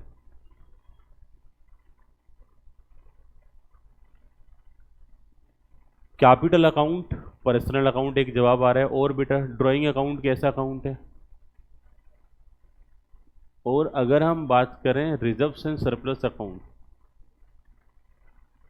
रिजर्व्स एंड सरप्लस अकाउंट जैसे कि प्रॉफिट का बैलेंस हो गया, जनरल रिजर्व का बैलेंस हो गया, डिविडेंड इक्वलाइजेशन रिजर्व का बैलेंस हो गया, रिजर्व फंड का बैलेंस हो गया। बेटा इधर उधर मत सर्च करो, जो आ रहा है उससे आंसर दो, क्योंकि मैं ये जानना चाहता हूं कि अभी आप रिप्लाई क्या कर रहे हैं, और फिर थोड़ी देर बाद जब आपको आंसर मिलेगा तो फिर आप अपने आंसर्स को टैली करना कि हम क्या फील करके रिप्लाई कर रहे थे और अभी हमको क्या सीखने को मिल रहा है। राइट? अभी ये डेफिनेशन सीखने के बाद ना आपको कभी भी किसी भी अकाउंट के लिए कहीं से गूगल करने की ज़रूरत नहीं होगी, ईजिली आप आंसर कर पाएंगे कि हम कहाँ से हमको इसे आंसर करना है। आप खुद गूगल बन जाएंगे स्पीड से आंसर करते टाइम पर। राइट? इंटेंजिबल असेट्स की बात करते हैं, कैसे अकाउंट होता है? बच्चे कह रहे हैं सर हमने क्या किया 11th-12th में, आपने तो हमें निराश कर दिया, अब हमें ऐसा लग रहा है हमें अकाउंट्स में कुछ आते ही नहीं है। मैं बेइज्जती नहीं कर रहा बेटा आपको, मैं आपके ब्रेन को अलर्ट कर रहा हूँ। हमारे ब्रेन को ना गुस्सा आ जाता है, कब आता है? जब हमसे कोई क्वेश्चन पूछा जाए और हम रिप्लाई ना कर पाएँ, फिर वो ढूंढता रहता है कि ये रिप्लाई क्यों नहीं किया, अब ये इसका रिप्लाई क्या है, वो उसके आंसर को बड़े गौर से सुनता है वो। फिर तो मैं आपके ब्रेन को जगा रहा हूँ, मैं आपको डिसअपॉइंट नहीं कर रहा। चलो फटाफट से आ जाते हैं पर्सनल अकाउंट पे। पहले पर्सनल अकाउंट के बारे में बात करेंगे, फिर नॉमिनल, लास्टली हम रियल के बारे में बात करेंगे। ठीक है? नोट डाउन करना स्टार्ट करें। नाम में क्या लिखा है? पर्सनल अकाउंट, तो अकाउंट ऑफ एनी पर्सन। ठीक है? अब पर्सन बेटा कितने तरीके के हो सकते हैं? बच्चे कह रहे हैं मेल फीमेल दो तरीके के हो सकते हैं बेटा। पर्सन की बात करें, जो नेचुरल पर्सन होता है ना, एक कैटेगरी होती है नेचुरल और एक होती है आर्टिफिशियल। नेचुरल पर्सन को हम इंडिविजुअल बोल देते हैं, उसमें male female major minor sound mind unsound mind सब कवर हो जाते हैं। अब एक बात बताओ, क्या अनसाउंड माइंड पर्सन का अकाउंट हो सकता है? अब ना इमीडिएटली हमारे माइंड में ना इंडियन कॉन्ट्रैक्ट एक्ट आ जाता है, unsound mind can not make contract, ऐसे करके ना हमने आंसर नो कर देना होता है। बेटा एक बात बताओ, अगर किसी अनसाउंड माइंड पर्सन के आपको पैसे देने हैं तो क्या फ़र्क पड़ता है वो साउंड माइंड है या अनसाउंड माइंड है? उसके बिहाफ पर कोई और रिकवर कर सकता है। किसी अनसाउंड माइंड के पास बहुत सारी प्रॉपर्टीज़ है, उसका रेंट आता है, आप उस किराए पर रहते हो, उसके लीगल रिप्रेजेंटेटिव को पे करोगे, उससे नहीं पे करोगे तो बेटा अनसाउंड माइंड के साथ भी डीलिंग हो सकती है, उसका अकाउंट भी आपको मेंटेन करना पड़ सकता है। हाँ वो बात अलग है कि कॉन्ट्रैक्ट अगर किया जाएगा तो या तो उसके किसी रिप्रेजेंटेटिव के थ्रू किया जाएगा, उसके साथ कॉन्ट्रैक्ट नहीं कर सकते, तो वो एक अलग मुद्दा आ जाता है। मैंने क्या बोला, नेचुरल पर्सन का अगर अकाउंट अगर आपने ओपन करना है तो वो भी कैसा अकाउंट होगा? Personal account. और आर्टिफिशियल पर्सन का अगर अकाउंट आपने ओपन करना है तो वो भी कैसा अकाउंट होगा? Personal account. जैसे कई बार हम किसी नेचुरल पर्सन से डील नहीं करते, आर्टिफिशियल पर्सन से डील करते हैं। जैसे आप ना एक जियो की सिम परचेज करके लाए, तो आप क्या बोलते हो? मैंने भी खुद यही बोला कि जियो की सिम, मैंने नहीं बोला मुकेश अंबानी की सिम परचेज करके लाए। हाँ या ना? बैकग्राउंड में पर्सन कौन है उस बात से आपको फर्क नहीं पड़ता, लेकिन आप नाम किसका ले रहे हो? एंटिटी का। रिलायंस स्टोर से जब सामान खरीदने जाते हो तो उसका ओनर कौन है उसका नाम आप नहीं लेते, कि क्या बोलते हो घर जाके कि रिलायंस से कपड़े खरीद के लाए, रिलायंस से सामान खरीद के लाए। तो कई बार आर्टिफिशियल पर्सन को इस तरीके से रिप्रेजेंट करते हो कि वो एक नेचुरल पर्सन है, आप उसे डील करके आए हैं और उसकी तरह ही उसकी अकाउंटिंग करते हो। आप लोगों का वेरियस बैंक्स में अकाउंट होगा, किसी का HDFC में होगा, किसी का कैनरा में होगा, किसी का SBI में होगा। कभी ओनर का नाम लेते हो उसके? क्या बोलते हो कि SBI में पैसे जमा करें या SBI से पैसे निकालें। हाँ या ना? तो जब भी हम बात करते हैं वहाँ ओनर का नाम नहीं लेते। तो मैंने क्या बोला, पर्सन कितने तरीके के हो सकते हैं? एक तो नेचुरल और दूसरा आर्टिफिशियल। अगर नेचुरल पर्सन का अकाउंट है वो भी पर्सनल अकाउंट होगा, और आर्टिफिशियल पर्सन का अकाउंट मेंटेन करना पड़ रहा है तो वो भी पर्सनल अकाउंट होगा। अच्छा एक रूल और मैं आपको दे रहा हूँ, ये एक बहुत बड़ा रूल है एज एन अकाउंटेंट जो आपको फॉलो करना है। और हम अब जब अकाउंटेंट के तौर पर बात करते हैं ना, अभी मैं आपको चार्टर्ड अकाउंटेंट नहीं बना रहा और ना ही अभी ये सिखा करके आप कंपनी सेक्रेटरी बन जाते हो, लेकिन ये अकाउंटिंग सीख करके अकाउंटेंट जरूर बन जाओगे इमीडिएटली। तो मैं क्या बोल रहा हूँ, जब किसी के खाते बना रहे हो, अकाउंट्स बना रहे हो, एज एन अकाउंटेंट आपके कुछ रूल्स आपको अपने ब्रेन में रखने होते हैं। जब भी किसी के अकाउंट आप बनाओ या एंट्री आप बनाओ या लेजर आप बनाओ, तो ये फील करना मैं बिजनेस, कौन हूं मैं, बिजनेस, और बिजनेस अपना अकाउंट खुद प्रिपेयर कर रहा है। अब बिजनेस के लिए सब आउटसाइडर होते हैं, इवन तो उसका मालिक होता है ना, वो भी आउटसाइडर होता है। मालिक के साथ भी अगर डीलिंग चल रही है, ट्रांजेक्शन चल रहा है, उसे भी वो रिकॉर्ड करेगा। भाई ओनर ने बिजनेस में कैपिटल लगाया, इसका मतलब क्या है कि मैं बिजनेस, मुझे पैसे मिले, हाँ या ना। अब ध्यान से समझना मैं प्रॉब्लम क्या कहना चाह रहा हूं। प्रॉब्लम है क्या, कई बार ऐसा होता है कि राम ने बिजनेस में, Ram as a owner business में 10 लाख रुपए लगाए। अब राम तो गिवर हो गया और बिजनेस रिसीवर हो गया। अगर आप अपने आप को राम एज्यूम करके एंट्री बनाओगे तो क्या एज्यूम करोगे अपने आप को, गिवर, और बिजनेस एज्यूम करके एंट्री बनाओगे तो क्या ट्रीट करोगे अपने आप को, रिसीवर, हाँ या ना। तो कई बार ये आइडेंटिफाई करना कौन गिवर कौन रिसीवर, कौन किसको पे कर रहा है कौन रिसीव कर रहा है, इन चीजों को आइडेंटिफाई करने के लिए एक क्लियर कट फॉर्मूला आपके पास होना चाहिए। और वो फॉर्मूला क्या है कि अपने आप को बिजनेस ट्रीट करोगे और बिजनेस ट्रीट करते हुए कहीं ना कहीं अकाउंट्स आप बनाओगे। ये बात क्लियर, कर सकते हो ऐसा। तो जब भी आप पेन उठाओगे, अकाउंटिंग करोगे एज एन अकाउंटेंट, तो क्या बोलोगे, मैं बिजनेस और मैं अपनी अकाउंटिंग कर रहा हूं। और अकाउंटिंग करते टाइम पर पहले पहचानना होगा टाइप्स ऑफ अकाउंट। तो इन्होंने बोला जब पर्सनल अकाउंट की बात करते हैं तो इसके नीचे नोट डाउन कर लो बेटा, अकाउंट ऑफ एनी। अब एनी वर्ड को कर लेना हाईलाइट और इसके बाद बुलेट वाइज नोट करना चालू कर देना। Account of any natural person,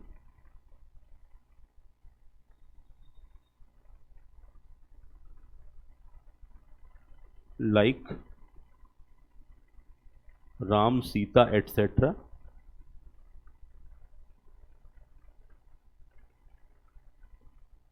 ठीक है।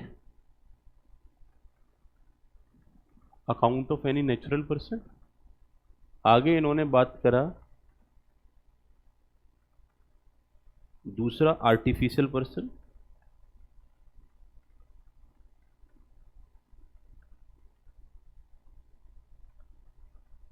आर्टिफिशियल पर्सन में बेटा ए लिमिटेड,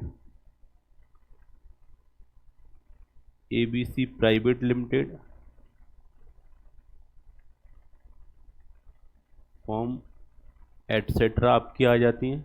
कोई भी नाम हो सकता है, किसी फर्म का नाम हो सकता है, किसी कंपनी का नाम हो सकता है, किसी एसोसिएशन का नाम हो सकता है, कोई इंस्टीट्यूशन हो सकता है। तो जब किसी बॉडी के नाम से, आर्टिफिशियल बॉडी के नाम से आप अकाउंटिंग कर रहे हो तो that is known as account of any artificial person, ठीक है। तीसरी कैटेगरी होती है बेटा accounts of any. Any word हमारा यहाँ पर, ये लाइन हमारी कॉमन है ईच एंड एवरी एलिमेंट के लिए। Accounts of any natural person, artificial person, और तीसरी category account of any representative,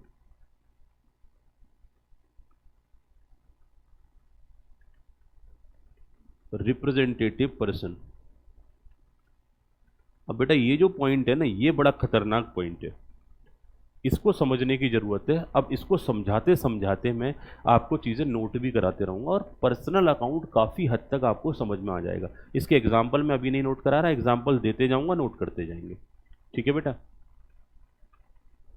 लेकिन जो मैं इधर साइड में एग्जाम्पल दे रहा हूँ, एंट्री बना रहा हूँ, वो अभी आप नोट मत करना, एंट्री बाद में मैं बनवाऊंगा, उस दौरान आप नोट कर लेना। अभी जस्ट समझाने के लिए एंट्री बना के मैं दिखाऊंगा, क्योंकि एंट्री में इसलिए यहाँ नहीं नोट करा रहा क्योंकि अभी एंट्री बनाना सिखाया नहीं है। जब तक जो चीज़ सिखाई नहीं है उसको यहाँ करने की ज़रूरत है नहीं। बट हाँ, रिप्रेजेंटेटिव पर्सन को फील कराने के लिए मुझे कुछ सहारा लेना पड़ेगा, जो आपकी रटी हुई नॉलेज का मैं यूज़ कर लूँगा। रिप्रेजेंटेटिव का मतलब है कि या तो वो किसी नेचुरल पर्सन की जगह पर अकाउंट ओपन हो रहा है या किसी आर्टिफिशियल पर्सन की जगह पर वो अकाउंट ओपन हो रहा है, तो इसीलिए उसे क्या बोला जा रहा है, रिप्रेजेंटेटिव पर्सनल अकाउंट। अकाउंट आपके दो ही तरीके के हो सकते हैं, first one is natural, second one is artificial. सारे अकाउंट इन दो कैटेगरी में आ जाते हैं। बट सम टाइम कुछ मजबूरियां ऐसी होती हैं जहां हम नेचुरल पर्सन का नाम नहीं लिख सकते, जहां हम रिप्रेजेंटेटिव पर्सन का नाम लिखते टाइम पर थोड़ा अनईजी या कुछ अकाउंटिंग में प्रेजेंटेशन बेहतर नहीं आ रहा, तो हम इन लोगों के नाम हटा देते हैं और उसकी जगह पर आर्टिफिशियल नाम या सॉरी उनका नाम हम रिप्रेजेंटेटिव नाम हम रख लेते हैं। जैसे कि एक मूवी आई थी बेटा 3 इडियट, उसमें एक पर्सन का नाम था जो उसमें ब्रिलियंट सा पर्सन था, आमिर खान, उसका नाम मालूम है क्या था? रणछोड़ दास झांझड़ झांझड़ पता नहीं ऐसा कुछ नाम था। अब बार बार अगर आपका मित्र रणछोड़ दास झांझड़ हो झांझड़ हो तो अगर उसे पूरे नाम से बुलाओगे तो समस्या होगी या नहीं होगी? और उसका एक बंदर जैसा नाम रख लो रेंचो, तो वो इजीली उसे बुलाना क्या हो जाएगा, आसान हो जाएगा। तो कन्वीनियंस के पॉइंट ऑफ व्यू से हमारे घर में भी हमारे नाम ऐसे होते हैं, चिंटू पिंटू मिंकू मिंकी पिंकी चिंकी ऐसे नाम होते हैं, हाँ या ना? घर वालों का एक नाम अलग ही होता है, वो हमारे को फुल नाम से नहीं बुलाते। क्यों नहीं बुलाते? उन्हें बार बार इतना लंबा नाम कैसे लो? अब किसी का नाम मान के चलो रख दिया हमने मोहन दास रघुवर प्रसाद, इतना लंबा नाम रख दिया, ऑन डॉक्यूमेंट नोट करा दिया। अब घर वाले बार बार यही बोलेंगे मोहनदास रघुवर प्रसाद, तो सारा मोहल्ला चला आएगा, पता नहीं किस किस को बुला लिया, हाँ या ना? अब हो सकता है ऑन डॉक्यूमेंट नाम हमारा ऐसा है लेकिन घर पर हमने उसका नाम रघु रखा हुआ है या मोनू रखा हुआ है, ठीक है, ऐसे करके कुछ भी नाम रखा हो सकता है। बेटा वापस आ जाओ, ये जो एग्जाम्पल दे रहा हूँ ना बड़ा काम का एग्जाम्पल है, आगे वही काम हम करने वाले हैं। ये एग्जाम्पल देखो आनंद लो लेकिन टॉपिक से भटको मत। अब वो नामकरण ही करने लग गए, किस किस की कुंडली खोल दी बेटा। आ जाओ वापस आ जाओ, अब सब अपना अपना नाम मत बताओ घर के, बाद में जाके मजे लेंगे दोस्त आपके। तो मेन मुद्दे की बात ये आ रही है, मैंने आपसे क्या बोला कि सम टाइम मजबूरी होती है कि हम पूरा नाम नहीं यूज करते। ऐसी कुछ मजबूरी अकाउंट्स में भी आ जाती है जहां हम किसी नेचुरल पर्सन का नाम ना लिख करके उसकी जगह रिप्रेजेंटेटिव नाम लिखा जाता है, ठीक है। अब जैसे पहला एग्जाम्पल मैं आपको दे रहा हूं, कैपिटल अकाउंट की हम चर्चा कर लेते हैं। कैपिटल अकाउंट बेसिकली हमारे ओनर का अकाउंट होता है, और ओनर एक नेचुरल पर्सन होगा या फिर वो आर्टिफिशियल पर्सन हो सकता है, हाँ या ना? बेटा ओनर आर्टिफिशियल पर्सन भी हो सकता है मयंक, आर्टिफिशियल पर्सन नहीं हो सकता। एक ठंडी गहरी लंबी सी सांस लो, सीधे बैठ जाओ, ठीक है, और 100% प्रेजेंस ऑफ माइंड से बैठो। ओनर आर्टिफिशियल पर्सन भी हो सकता है। क्या एक कंपनी दूसरी कंपनी के शेयर नहीं खरीद सकती? खरीद सकती, नहीं खरीद सकती, हाँ या ना? भाई एक कंपनी दूसरी कंपनी के शेयर खरीद लेते हैं, और आपने CSWT लेवल पे पढ़ा भी होगा, होल्डिंग और सब्सिडरी रिलेशनशिप। एक कंपनी ने दूसरी कंपनी के शेयर खरीदे, हाँ या ना? तो वो क्या हुई, ओनर हुई ना बेटा। तो कंपनी कंपनी कंपनी थोड़ी ना नेचुरल पर्सन है, कंपनी तो आर्टिफिशियल पर्सन है, हाँ या ना? तो ओनर हमारा नेचुरल भी हो सकता है और आर्टिफिशियल, उसका एक नाम जरूर होगा, परंतु हम ओनर का नाम तो लिखते ही नहीं है। हम क्या लिखते हैं उसकी जगह पर? कैपिटल। आज तक कभी आपने ओनर का नाम लिखा? चाहे तो पार्टनरशिप चैप्टर देख लो, उसमें भी राम की कैपिटल, श्याम की कैपिटल, मोहन की कैपिटल, कैपिटल वर्ड जरूर इस्तेमाल किया ना। सोल प्रोप्राइटरशिप में आप देखो, कभी आपने नाम लिखा ओनर का, हाँ या ना? सोल प्रोप्राइटरशिप के जब अकाउंट आपने बनाए, फाइनल अकाउंट आपने बनाए, कभी कैपिटल की जगह पर आपने नाम लिखा? हमेशा कैपिटल लिखा। क्यों लिखते हैं कैपिटल? इसका रीजन समझो। एक मैं आपको रीजन बता रहा हूं, जब आपका ओनर आपके बिजनेस में पैसा लगाता है, और आगे गोल्डन रूल मैं पढ़ाऊंगा, हमेशा हम एक ही एंट्री बनाते हैं। रियल अकाउंट का रूल्स ये होता है कि व्हाट कम्स इन डेबिट, जब उसने पैसे लगाए, मान के चलो बैंक के थ्रू पैसे लगाए, तो बैंक को हमने क्या कर दिया, डेबिट कर दिया। कैश में पैसे लगाए, कैश को हमने डेबिट कर दिया। और जो गिवर होता है, giver is always credited. Ram ने पैसे लगाए तो टू राम करके ये एंट्री, 10 लाख रुपए लगाए तो ये सही है, इसमें कुछ गड़बड़ नहीं है, क्योंकि गिवर इज ऑलवेज क्रेडिट, ऐसा बोला जाता है ना आपके अकाउंटिंग नॉर्म्स में।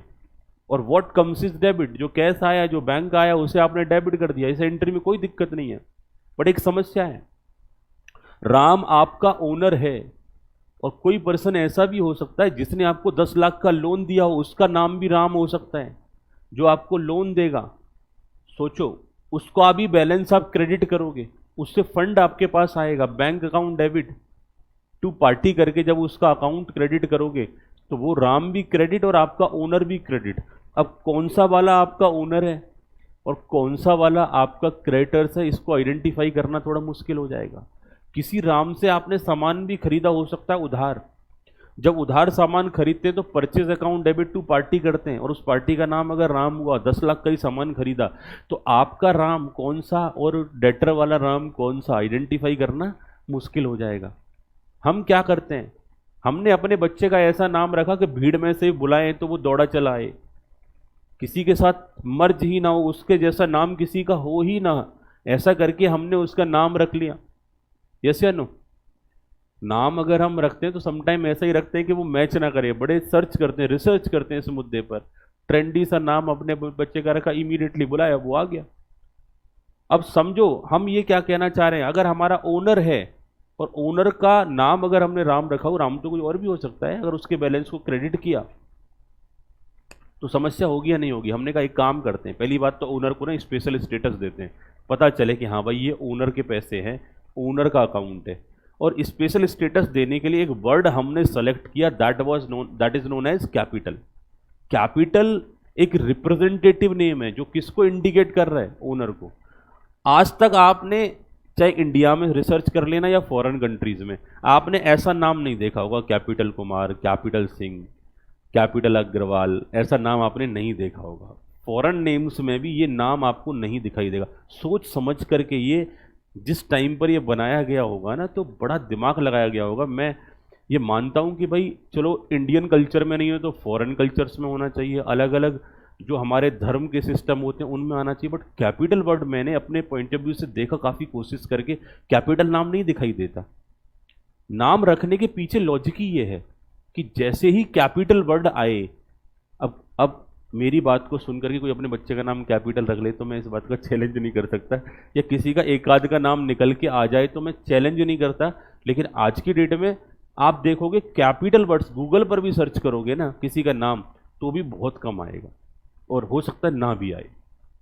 तो जब हम बात करते हैं ना, ये रिप्रेजेंटेटिव नेम ऐसा सेलेक्ट किया कि अब कोई किसी भी तरीके का कोई डाउट हो ही नहीं सकता। अब जब भी हम एंट्री बना रहे हैं ना बेटा, सिंपल एंट्री बन सकती थी, giver is always credit bank account debit to Ram. अब जहां जहां राम को क्रेडिट करना था उसकी जगह हम क्या क्रेडिट कर देंगे, कैपिटल। जहां भी ओनर का नाम डेबिट करना होगा या क्रेडिट करना होगा उसकी जगह पर हम क्या कर देंगे, कैपिटल को डेबिट या क्रेडिट कर देंगे। बेटा सेम बेसिस, जैसे कैपिटल जब भी हम बात करते हैं कैपिटल, तो कैपिटल से रिप्रेजेंटेटिव पर्सन में एग्जांपल लिख लो बेटा यहां पर, फॉर एग्जांपल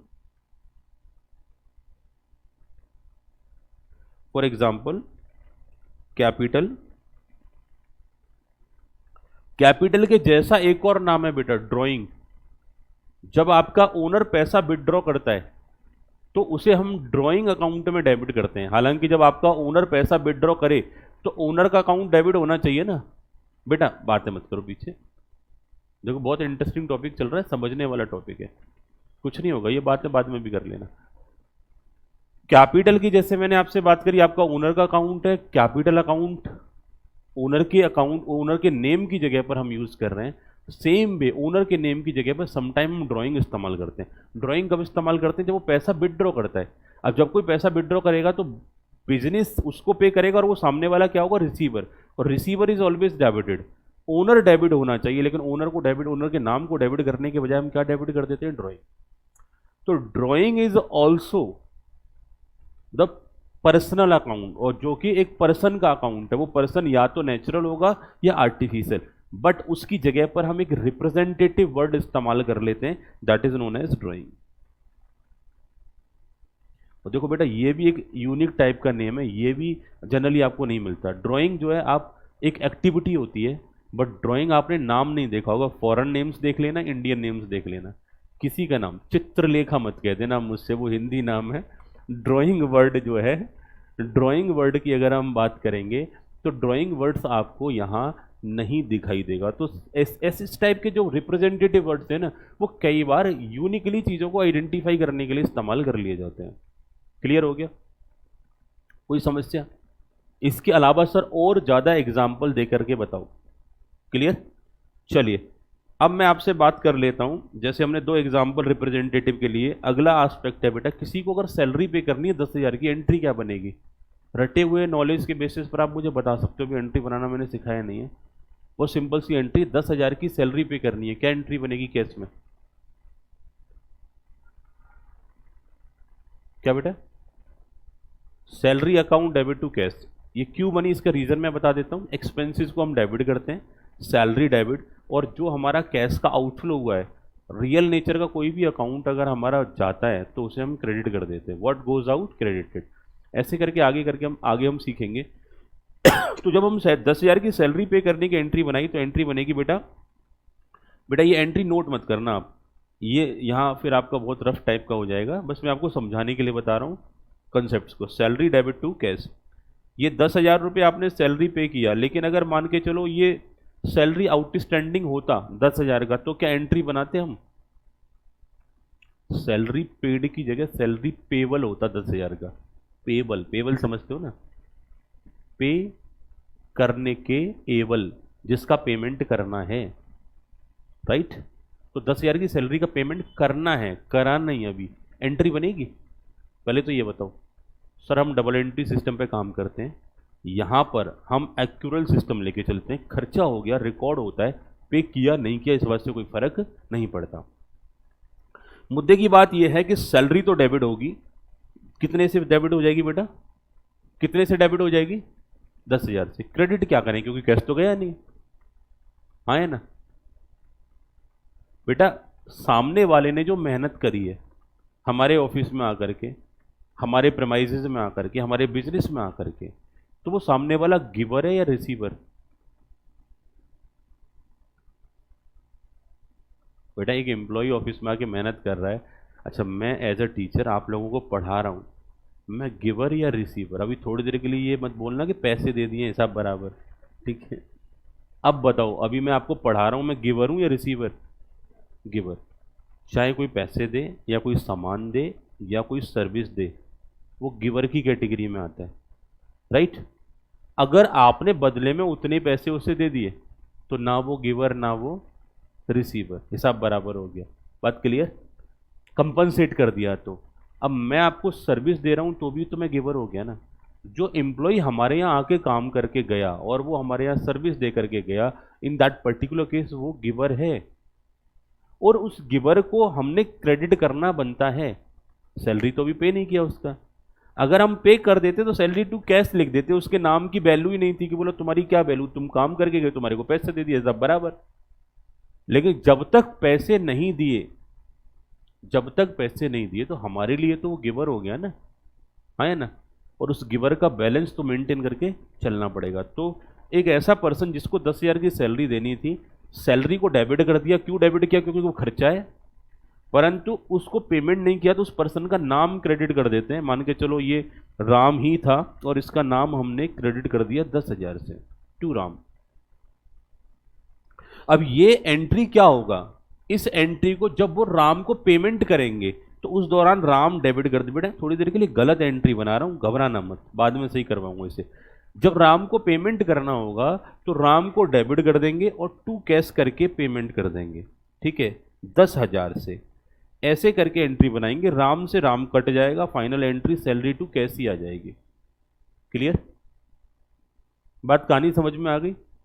लेकिन हम जब भी किसी की आउटस्टैंडिंग सैलरी हो या प्रीपेड अमाउंट हो या एक्रूड अमाउंट हो, अनएक्रूड अमाउंट हो, तो नाम को यूज नहीं करते, क्योंकि वो स्पेशल टाइप ऑफ ट्रांजेक्शन होते हैं। थोड़ा हमें डर रहता है कि हमारे जो रेगुलर परचेज के ट्रांजेक्शन्स हैं उनमें पार्टीज को, या तो हम परचेज सेल के ट्रांजेक्शन में पार्टीज को या तो क्रेडिट कर रहे हैं या डेबिट कर रहे हैं। अगर हम अपनी सैलरी वगैरह, ऑफिस वगैरह के जो ड्यूज होंगे उनको भी क्रेडिट डेबिट नाम से करते रहेंगे तो ढूंढना मुश्किल हो जाएगा कि कौन सा तो हमारा एम्प्लॉई है और कौन सा हमारा नॉर्मल डेटर क्रेडिटर है। तो एक स्पेशल स्टेटस देने के लिए हम उस पार्टी का नाम चेंज कर देते हैं, थोड़ा मॉडिफाई कर देते हैं।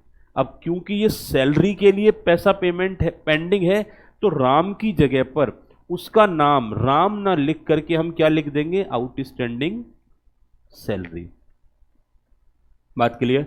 और बाद में राम को डेबिट ना करके पेमेंट करते टाइम पर किसको डेबिट कर देंगे? Outstanding salary.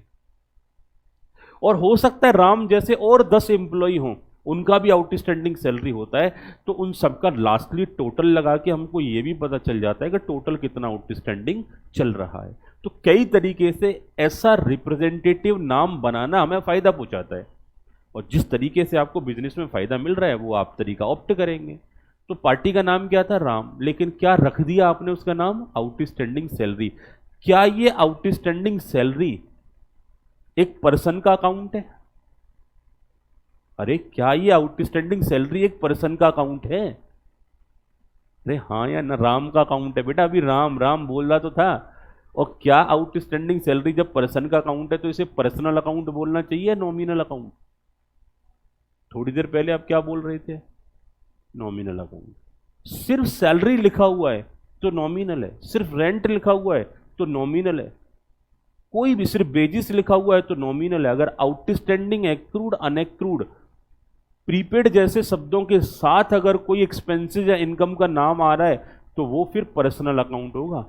और कैसे होगा वो मैंने आपको समझा दिया। बात क्लियर? ये कहानी क्लियर हुई? तो जब भी हम बात करते हैं बेटा रिप्रेजेंटेटिव पर्सनल का मतलब है capital, drawing, outstanding, accrued, unaccrued, outstanding, prepaid, ये सारे अकाउंट कैसे हो जाते हैं? आपके पर्सनल अकाउंट हो जाते हैं। ठीक। तो पर्सनल अकाउंट की कितनी कैटेगरी हो गई बेटा? 3।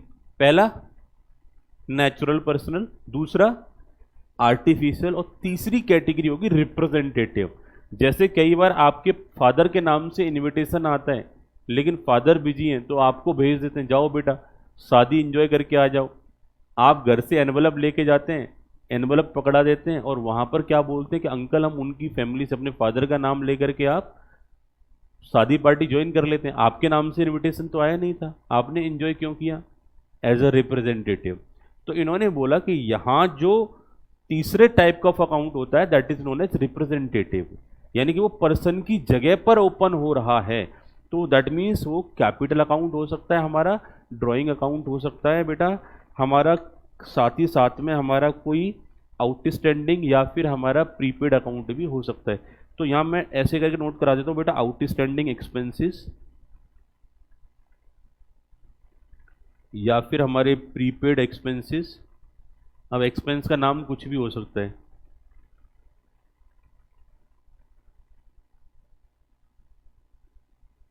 Outstanding expenses, prepaid expenses,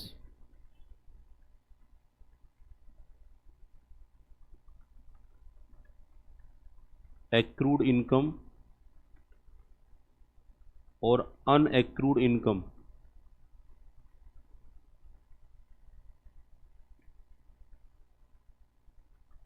etcetera. ये सारे के सारे नाम क्या होते हैं? आपके रिप्रेजेंटेटिव पर्सनल अकाउंट की कैटेगरी में आ जाते हैं।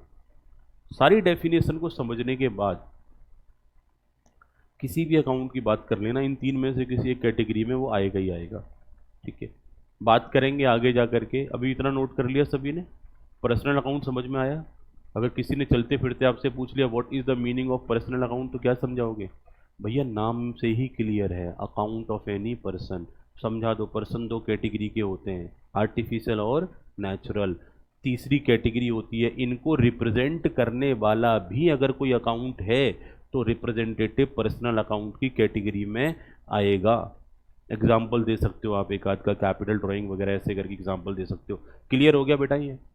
तो पहली कैटेगरी पर्सनल अकाउंट हमने यहाँ पर दी एंड कर दी, अच्छे से ख़त्म कर दी। इसके बाद चलते हैं बेटा किसकी तरफ? नॉमिनल। ये एंट्री वगैरह नोट मत करना क्योंकि जब मैं एंट्री बनाना ही नहीं सिखाया अभी तक, अभी तो मैं सहारा ले रहा हूँ आपकी 11th-12th की नॉलेज का। ये कुछ भी नोट मत करना, करा तो नहीं नोट बेटा?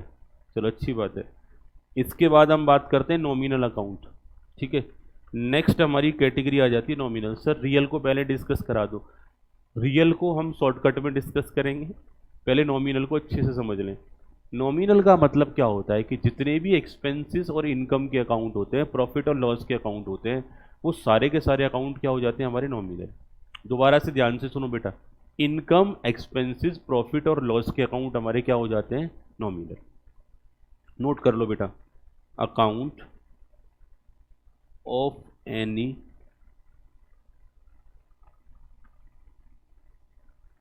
इनकम, सेकंड एक्सपेंसेस,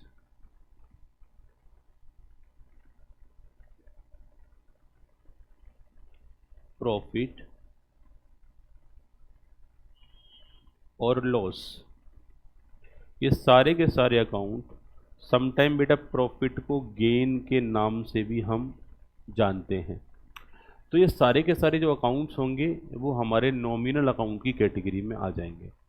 अब मुद्दा ये बनता है कि sir what is the difference between the income and profit, and what is the difference between the expenses and losses, क्या फ़र्क होता है? बताएगा कोई बच्चा बेटा इनकम और प्रॉफिट में क्या फ़र्क है, एक्सपेंसेस और लॉसेस में क्या डिफरेंस होता है? वैसे उम्मीद है आप बता सकते हैं मुझे। एक चैप्टर पढ़ा होगा कॉमन बिजनेस टर्मिनोलॉजी, वहाँ आपको सिखाया गया होगा CSEET लेवल पर what is the income, what is expenses, what is profit, what is loss. बोलो बच्चों बोलो। इनकम बेटा हाँ समटाइम फिक्स भी हो सकती है, और प्रॉफिट कम ज़्यादा हो सकता है। और बेटा किसी का कोई आंसर? जब बेटा मैं आंसर दूँ तो ढंग से सुनना उसे, ठीक है?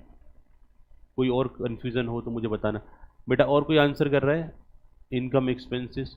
देखो एक बात और है बेटा, आप लोग ना 2 साल बाद ईश्वर ने सब कुछ ठीक ठाक चाहा, 2 साल बाद आप इस पोजीशन में होंगे कि हो सकता है आप एक नंबर ऑफ पीपल्स को एड्रेस कर रहे होंगे, उनके इश्यूज उनकी प्रॉब्लम्स को सुन रहे होंगे।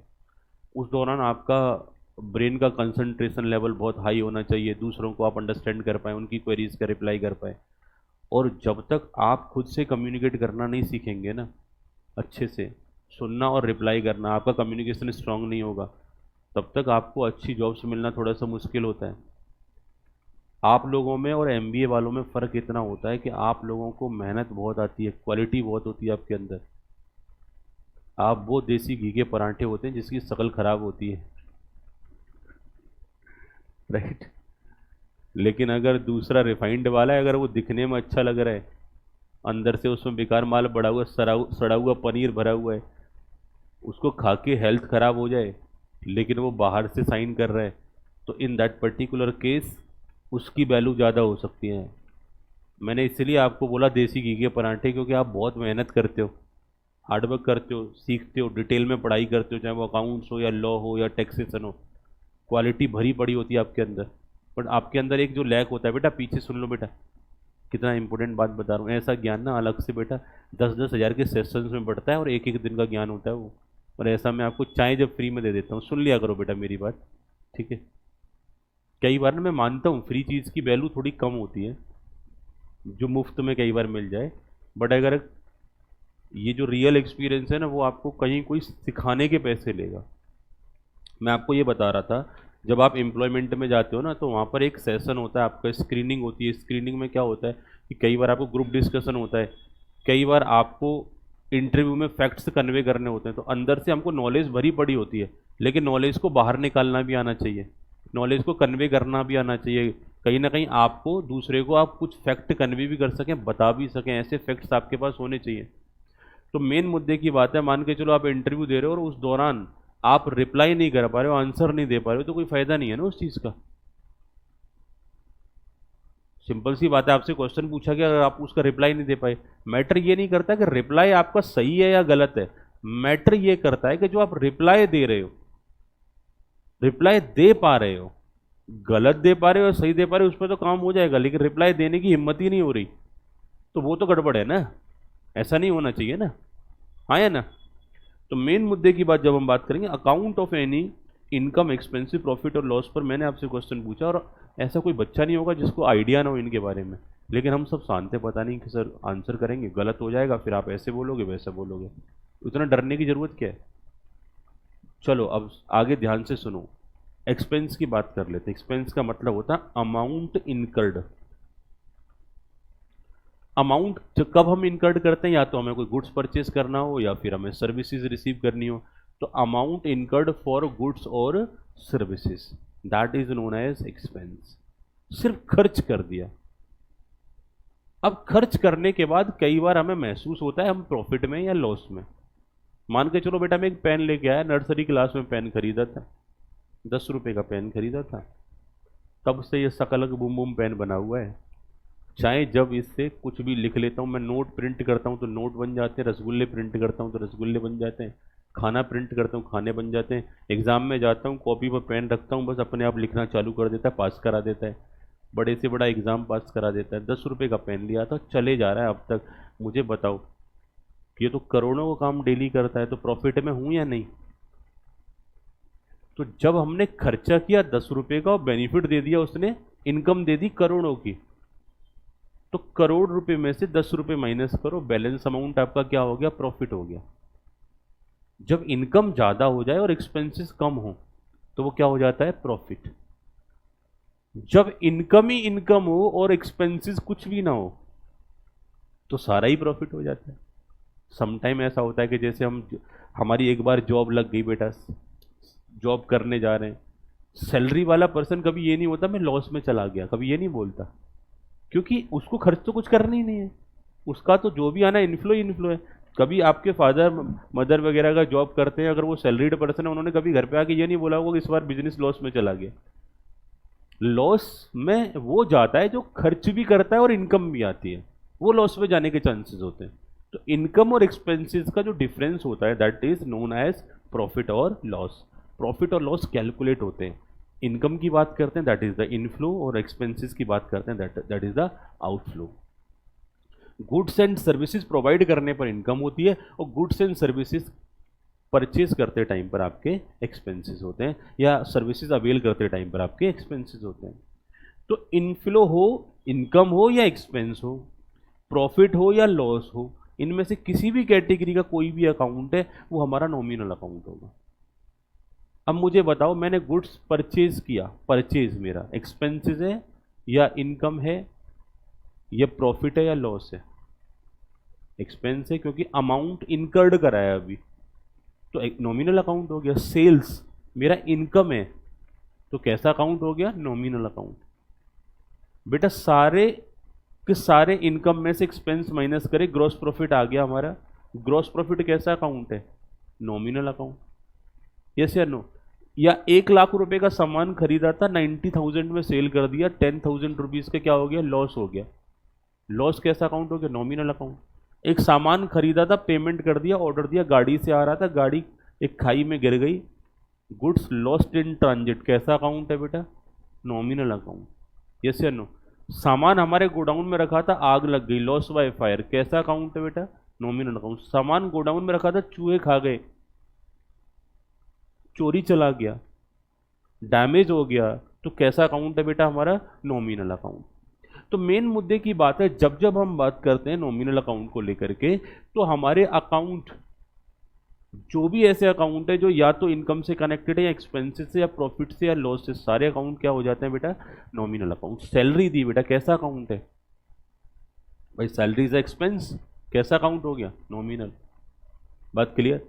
साथ ही साथ रेंट पे किया, नॉमिनल। रेंट रिसीव हुआ तो भी इनकम है, नॉमिनल हो गया।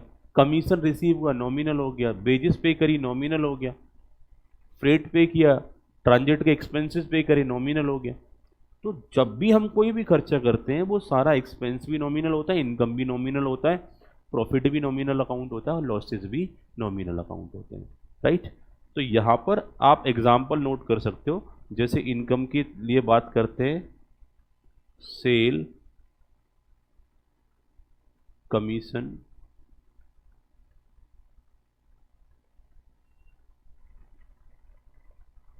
Rent received,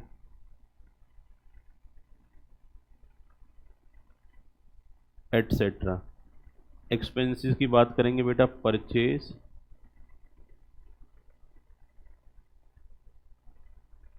wages, salary, etcetera. Profit की अगर हम बात करते हैं, gross profit,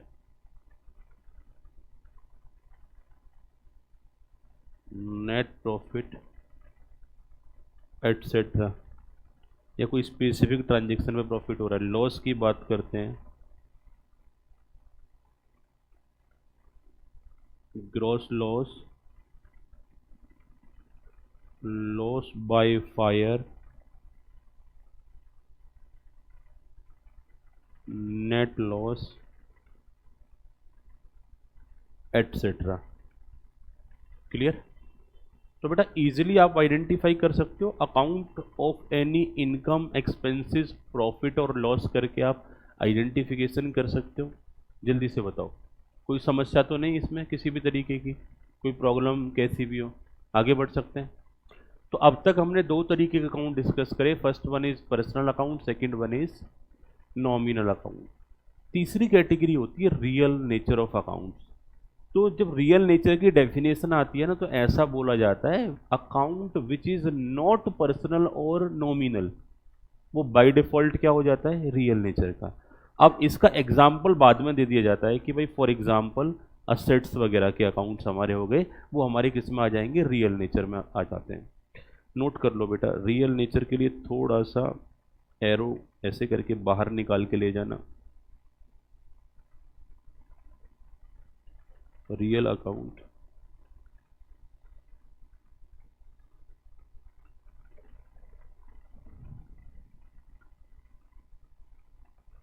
account which is not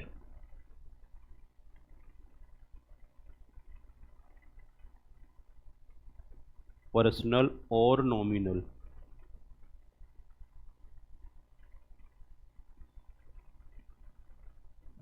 termed as real account।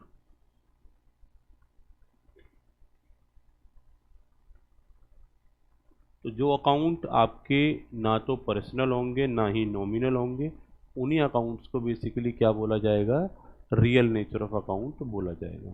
Right? अब जब रियल नेचर ऑफ अकाउंट की बात करते हैं तो इसमें फॉर एग्जांपल मेंटेन कर लो,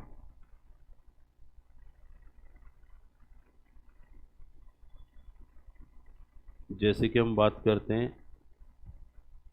अकाउंट ऑफ एनी टेंजिबल और इनटेंजिबल असेट्स,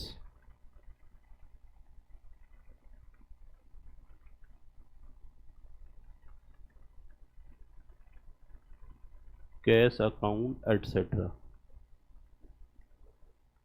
तो टेंजिबल और इंटेंजिबल असेट्स के जो अकाउंट्स होते हैं ना बेटा, तो टेंजिबल में जैसे लैंड हो गया, बिल्डिंग हो गया, मशीनरी हो गया, प्लांट हो गया, फर्नीचर हो गया, सारे टेंजिबल असेट्स हैं। पेटेंट हो गया, कॉपीराइट हो गया, ट्रेडमार्क हो गया, इंटेंजिबल असेट्स हो गई, गुडविल हो गया, इंटेंजिबल असेट्स हो गए। इसके अलावा जैसे कैश अकाउंट हो गया। तो इस टाइप के जो अकाउंट होते हैं ना, वो रियल की कैटेगरी में चले जाते हैं। अब किसी भी अकाउंट को उठा लो इनमें से, ना तो वो पर्सनल होगा ना रियल होगा, सॉरी ना नॉमिनल होगा। जैसे हमने बिल्डिंग परचेज करी बेटा, अब बिल्डिंग की जब बात करते हैं तो पर्सन का अकाउंट तो है नहीं क्योंकि वो थिंग्स है। दूसरा, बिल्डिंग हमारा नॉमिनल की कैटेगरी में नहीं आएगा क्योंकि building is not a expenses. Accounts की लैंग्वेज में एक्सपेंस उसे बोला जाता है कि जो अमाउंट हमने खर्च करी और उसका benefit with in a year मिलेगा, तब तो वो एक्सपेंस है। लेकिन वही अमाउंट अगर हमने इनकर्ड करी है, खर्च करी है, और उसका बेनिफिट एक से ज़्यादा सालों तक मिलेगा, तो फिर वो एक्सपेंस नहीं रहता, वो असेट्स के तौर पे क्वालिफाई कर जाता है। चाहे असेट्स हो या एक्सपेंस हो, खर्च तो दोनों पे करना पड़ता है, अमाउंट तो इनकट दोनों पे करना पड़ता है। बट अगर उसका बेनिफिट एक से ज़्यादा सालों तक मिलने वाला है, तो तब तो वो असेट्स के लिए क्वालिफाई हो जाएगा। अदरवाइज वो क्या रहेगा बेटा, एक्सपेंसेस की कैटेगरी में ही बना रहेगा। ये बात क्लियर है? तो एक्सपेंसेस का करेक्टरिस्टिक्स ये है कि अमाउंट आपको अगर बेनिफिट, जो अमाउंट इनकर्ड करा है, अगर वो बेनिफिट सिर्फ 1 ईयर तक दे रही है, विद इन अ 1 ईयर उसका बेनिफिट एग्जॉस्ट हो जाना है, तो एक्सपेंस अगर उसका बेनिफिट आपको फ्यूचर ईयर्स तक मिलेगा तो वो असेट्स। अब जैसे बिल्डिंग खरीदा तो ऐसा तो है नहीं 1 साल बाद अचानक से गायब हो जाएगा नारद मुनि की तरह। जैसे उसमें होता है ना सीरियल्स में, रामायण महाभारत, उसमें नारद मुनि आते हैं, नारायण नारायण एकदम से गायब। जैसे बिल्डिंग 31 मार्च को एकदम गायब, ऐसा होता है क्या?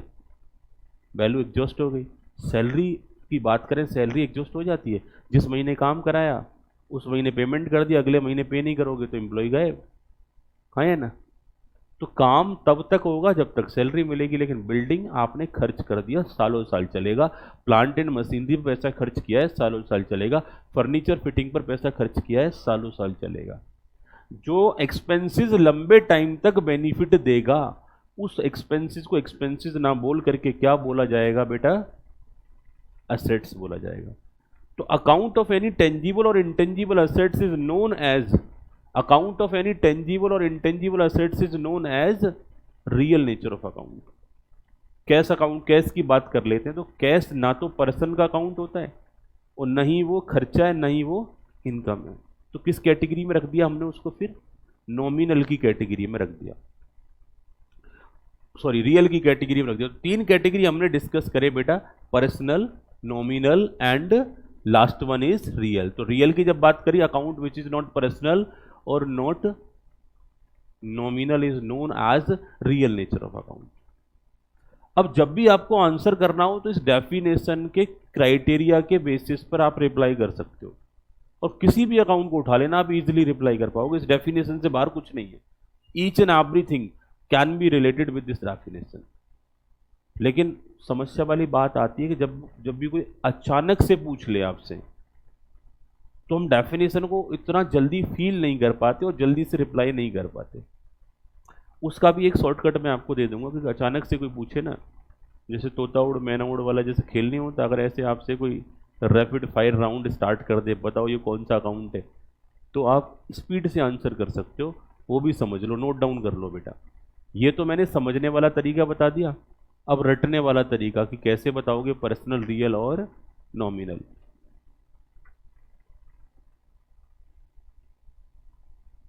नोट कर लो बेटा।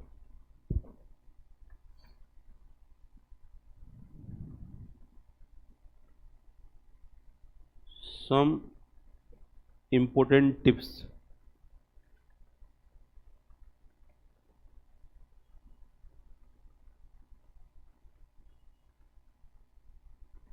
all account in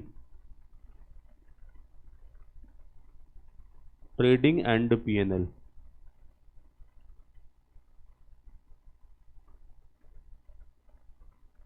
nominal account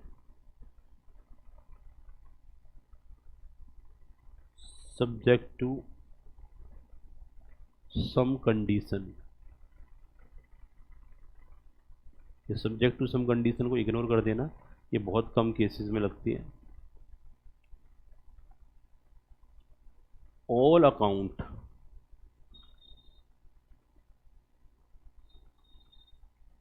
in liability side of balance sheet personal account. All account in liability side of balance sheet कैसा अकाउंट हो जाएगा, personal account. All account in assets side of balance sheet, तो इन्होंने बोला इनको हम दो category में बना देंगे, some personal and some real.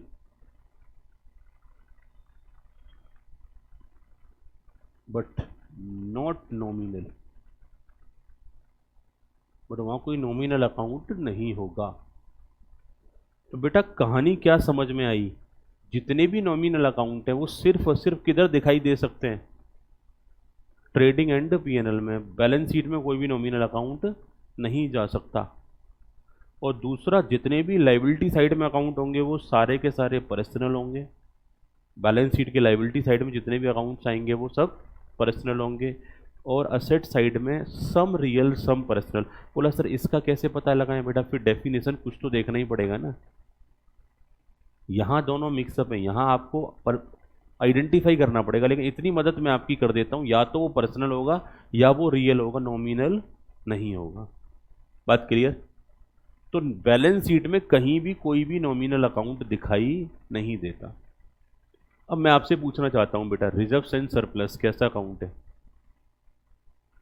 General reserve, PNL, general reserve, reserve fund, capital reserve, ये सब लाइबिलिटी साइड में आते हैं। तो कैसे अकाउंट हो गए बेटा ये? पर्सनल। अब सर ये पर्सनल अकाउंट कैसे हुआ वो समझाओ डेफिनेशन के हिसाब से। हाँ है ना भाई, एक जनरल रिजर्व है या कैपिटल रिजर्व है, जितने भी रिजर्व्स होते हैं, प्रॉफिट्स होते हैं, वो किसको रिप्रेजेंट करते हैं बेटा? ओनर्स को या एम्प्लॉइज को? बेटा बिजनेस जो प्रॉफिट कमाता है किसके लिए कमाता है? अपने लिए। कौन सा बिजनेस ऐसा आपने देखा फेरारी कार में घूम रहा है? कभी देखा रिलायंस को घूमते हुए? ये कभी CS प्रीति सिंह क्लासेस आपने कहीं पर विजिट करते हुए देखे? हाँ या ना? बेटा कोई भी बिजनेस अगर प्रॉफिट कमा रहा है तो किसके लिए कमाता है? ओनर्स के लिए कमाता है। टेक्निकली ओनर्स के लिए कमाता है ना, चाहे वो ओनर शेयर होल्डर के फॉर्म में हो, चाहे वो ओनर सोल प्रोपराइटर के फॉर्म में हो, या वो पार्टनर्स के फॉर्म में हो। आपको याद आ रहा है? अब पार्टनरशिप में तो आपको सिखाया भी जाता था कि भाई प्रॉफिट है उसको एप्रोप्रिएशन अकाउंट में लेके जाओ, फिर उसे पार्टनर्स कैपिटल अकाउंट में पहुंचाओ। हाँ या ना? सोल प्रोपराइटरशिप का जो प्रॉफिट होता है बाद में जाके उसकी कैपिटल में ऐड हो जाता है। होता है या नहीं होता? या रिजर्व्स भी बनाते तो वो उसी को रिप्रेजेंट करता है। लेटर ऑन उस रिजर्व का डिस्ट्रीब्यूशन होता है तो कैपिटल में ही ऐड होता है। ओनर्स का जो कंपनी का जो प्रॉफिट होता है वो डिविडेंड के तौर पर बांट दिया जाता है। तो जितने भी प्रॉफिट्स होते हैं वो किसको रिप्रेजेंट करते हैं? मालिकों को। और जो अकाउंट मालिक या ओनर को रिप्रेजेंट कर रहा है, और मालिक या ओनर कौन है? पर्सन। और पर्सन को रिप्रेजेंट करने वाला अकाउंट कैसा अकाउंट हो जाएगा? Personal account. बेटा बैंक लोन अकाउंट कैसा अकाउंट है? बेटा बैंक लोन अकाउंट कैसा अकाउंट है? पर पहली बात तो बैंक लोन लाइबिलिटी में आएगा, असेट्स में आएगा? रटने वाले फॉर्मूले से पर्सनल अकाउंट हो गया।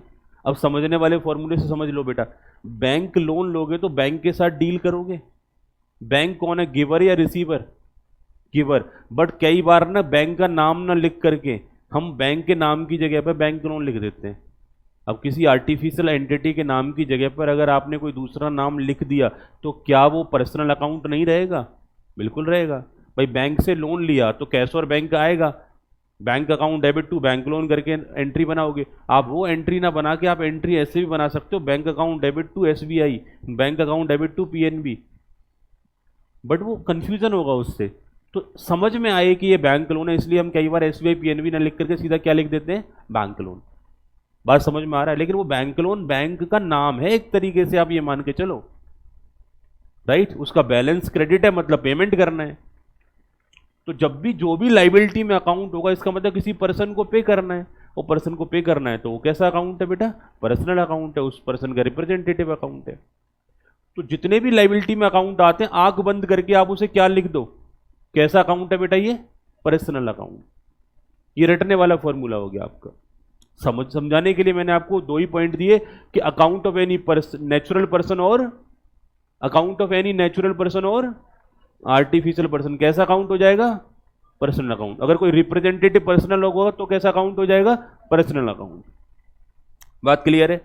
तो जब भी कोई लाइबिलिटी साइड में अकाउंट आएगा तो वो कैसा अकाउंट होगा? Personal account. असेट साइड में आएगा तो डेफिनेशन से पहचान लेना बेटा, या तो वो पर्सनल होगा, अब पर्सनल नहीं होगा तो फिर वो रियल होगा, बट नॉमिनल नहीं होगा। और पर्सनल होने के लिए पर्सन का अकाउंट होना चाहिए, या आर्टिफिशियल का होना चाहिए, या फिर वो रिप्रेजेंटेटिव पर्सनल होना चाहिए। बात क्लियर? ट्रेडिंग P&L में आने वाला हर एक अकाउंट आपका कैसा अकाउंट होगा? नॉमिनल। अब याद रखना, जब 11th क्लास में ट्रेडिंग P&L बनाया था ना तो कुछ एडजस्टमेंट करते थे आप। वो एडजस्टमेंट ट्रेडिंग P&L में भी आता था और वो बैलेंस शीट पर भी इंपैक्ट डालता था। अगर एडजस्टमेंट कुछ माइंड में चल रही है और वो बैलेंस शीट में भी जा रही है और ट्रेडिंग P&L में भी आ रही है तो उसको बैलेंस शीट आइटम मानते हुए आपने डिसीजन लेना है। ट्रेडिंग P&L का उसे आइटम मानना ही नहीं है। जैसे स्टॉक की बात कर लेते हैं, closing stock. Closing stock balance sheet में भी जाता है और ट्रेडिंग अकाउंट में भी आता है, तो उसको ट्रेडिंग P&L का आइटम एज्यूम ही नहीं करना। आप उसे किसका आइटम एज्यूम करोगे? बैलेंस शीट का। और स्टॉक हमारा नेक्स्ट ईयर तक काम आएगा। असेट्स है बेटा हमारा, पर्सन का अकाउंट है नहीं, तो कैसा अकाउंट बन जाएगा? फिर वो रियल अकाउंट। बात क्लियर? लेकिन परचेज अकाउंट आपका रियल नहीं है। परचेज अकाउंट फिर आपका कैसा अकाउंट है? नॉमिनल। स्टॉक है तो रियल है, क्योंकि स्टॉक नेक्स्ट ईयर तक काम आएगा। परचेज इसी ईयर खर्च हो जाना है, इसी ईयर नेट ऑफ हो जाना है। तो है दोनों एक ही बात। जो आइटम सेल नहीं हो पाता वही क्लोजिंग स्टॉक में कन्वर्ट हो जाता है, जो आइटम सेल हो गया वो परचेज बना रहता है। तो परचेज नॉमिनल हो जाता है लेकिन स्टॉक क्या बन जाता है? Real nature of account. तो जो आइटम बैलेंस शीट और ट्रेडिंग P&L दोनों में आ जाए तो किसके हिसाब से आंसर दोगे? बैलेंस शीट के अकॉर्डिंग आंसर दोगे। रटने वाले फॉर्मूले से बता रहा हूं। डेफिनेशन वाला जो फॉर्मूला है वो तो आप अप्लाई कर ही सकते हो। अब एक एग्जांपल ले रहा हूं बेटा, आउटस्टैंडिंग रेंट किधर आएगा? P&L में भी आएगा, रेंट में ऐड हो जाएगा।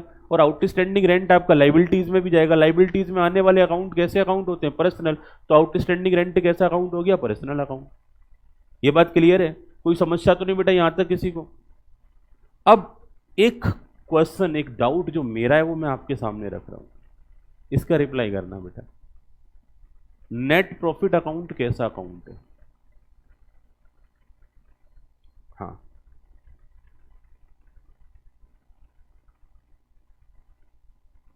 नेट प्रॉफिट समझते हो ना? सारी इनकम माइनस सारे एक्सपेंस। नेट प्रॉफिट एक प्रॉफिट है और प्रॉफिट के अकाउंट नॉमिनल अकाउंट होते हैं। नो डाउट कि वो नॉमिनल अकाउंट है, मैंने डेफिनेशन में भी नोट कराया आपको। और नेट प्रॉफिट क्योंकि बैलेंस शीट में भी जाता है और कैपिटल में भी ऐड होता है, और कैपिटल में ऐड होना है, ओनर्स को रिप्रेजेंट करता है, तो वो अकाउंट पर्सनल अकाउंट भी है। तो सर जवाब क्या देंगे?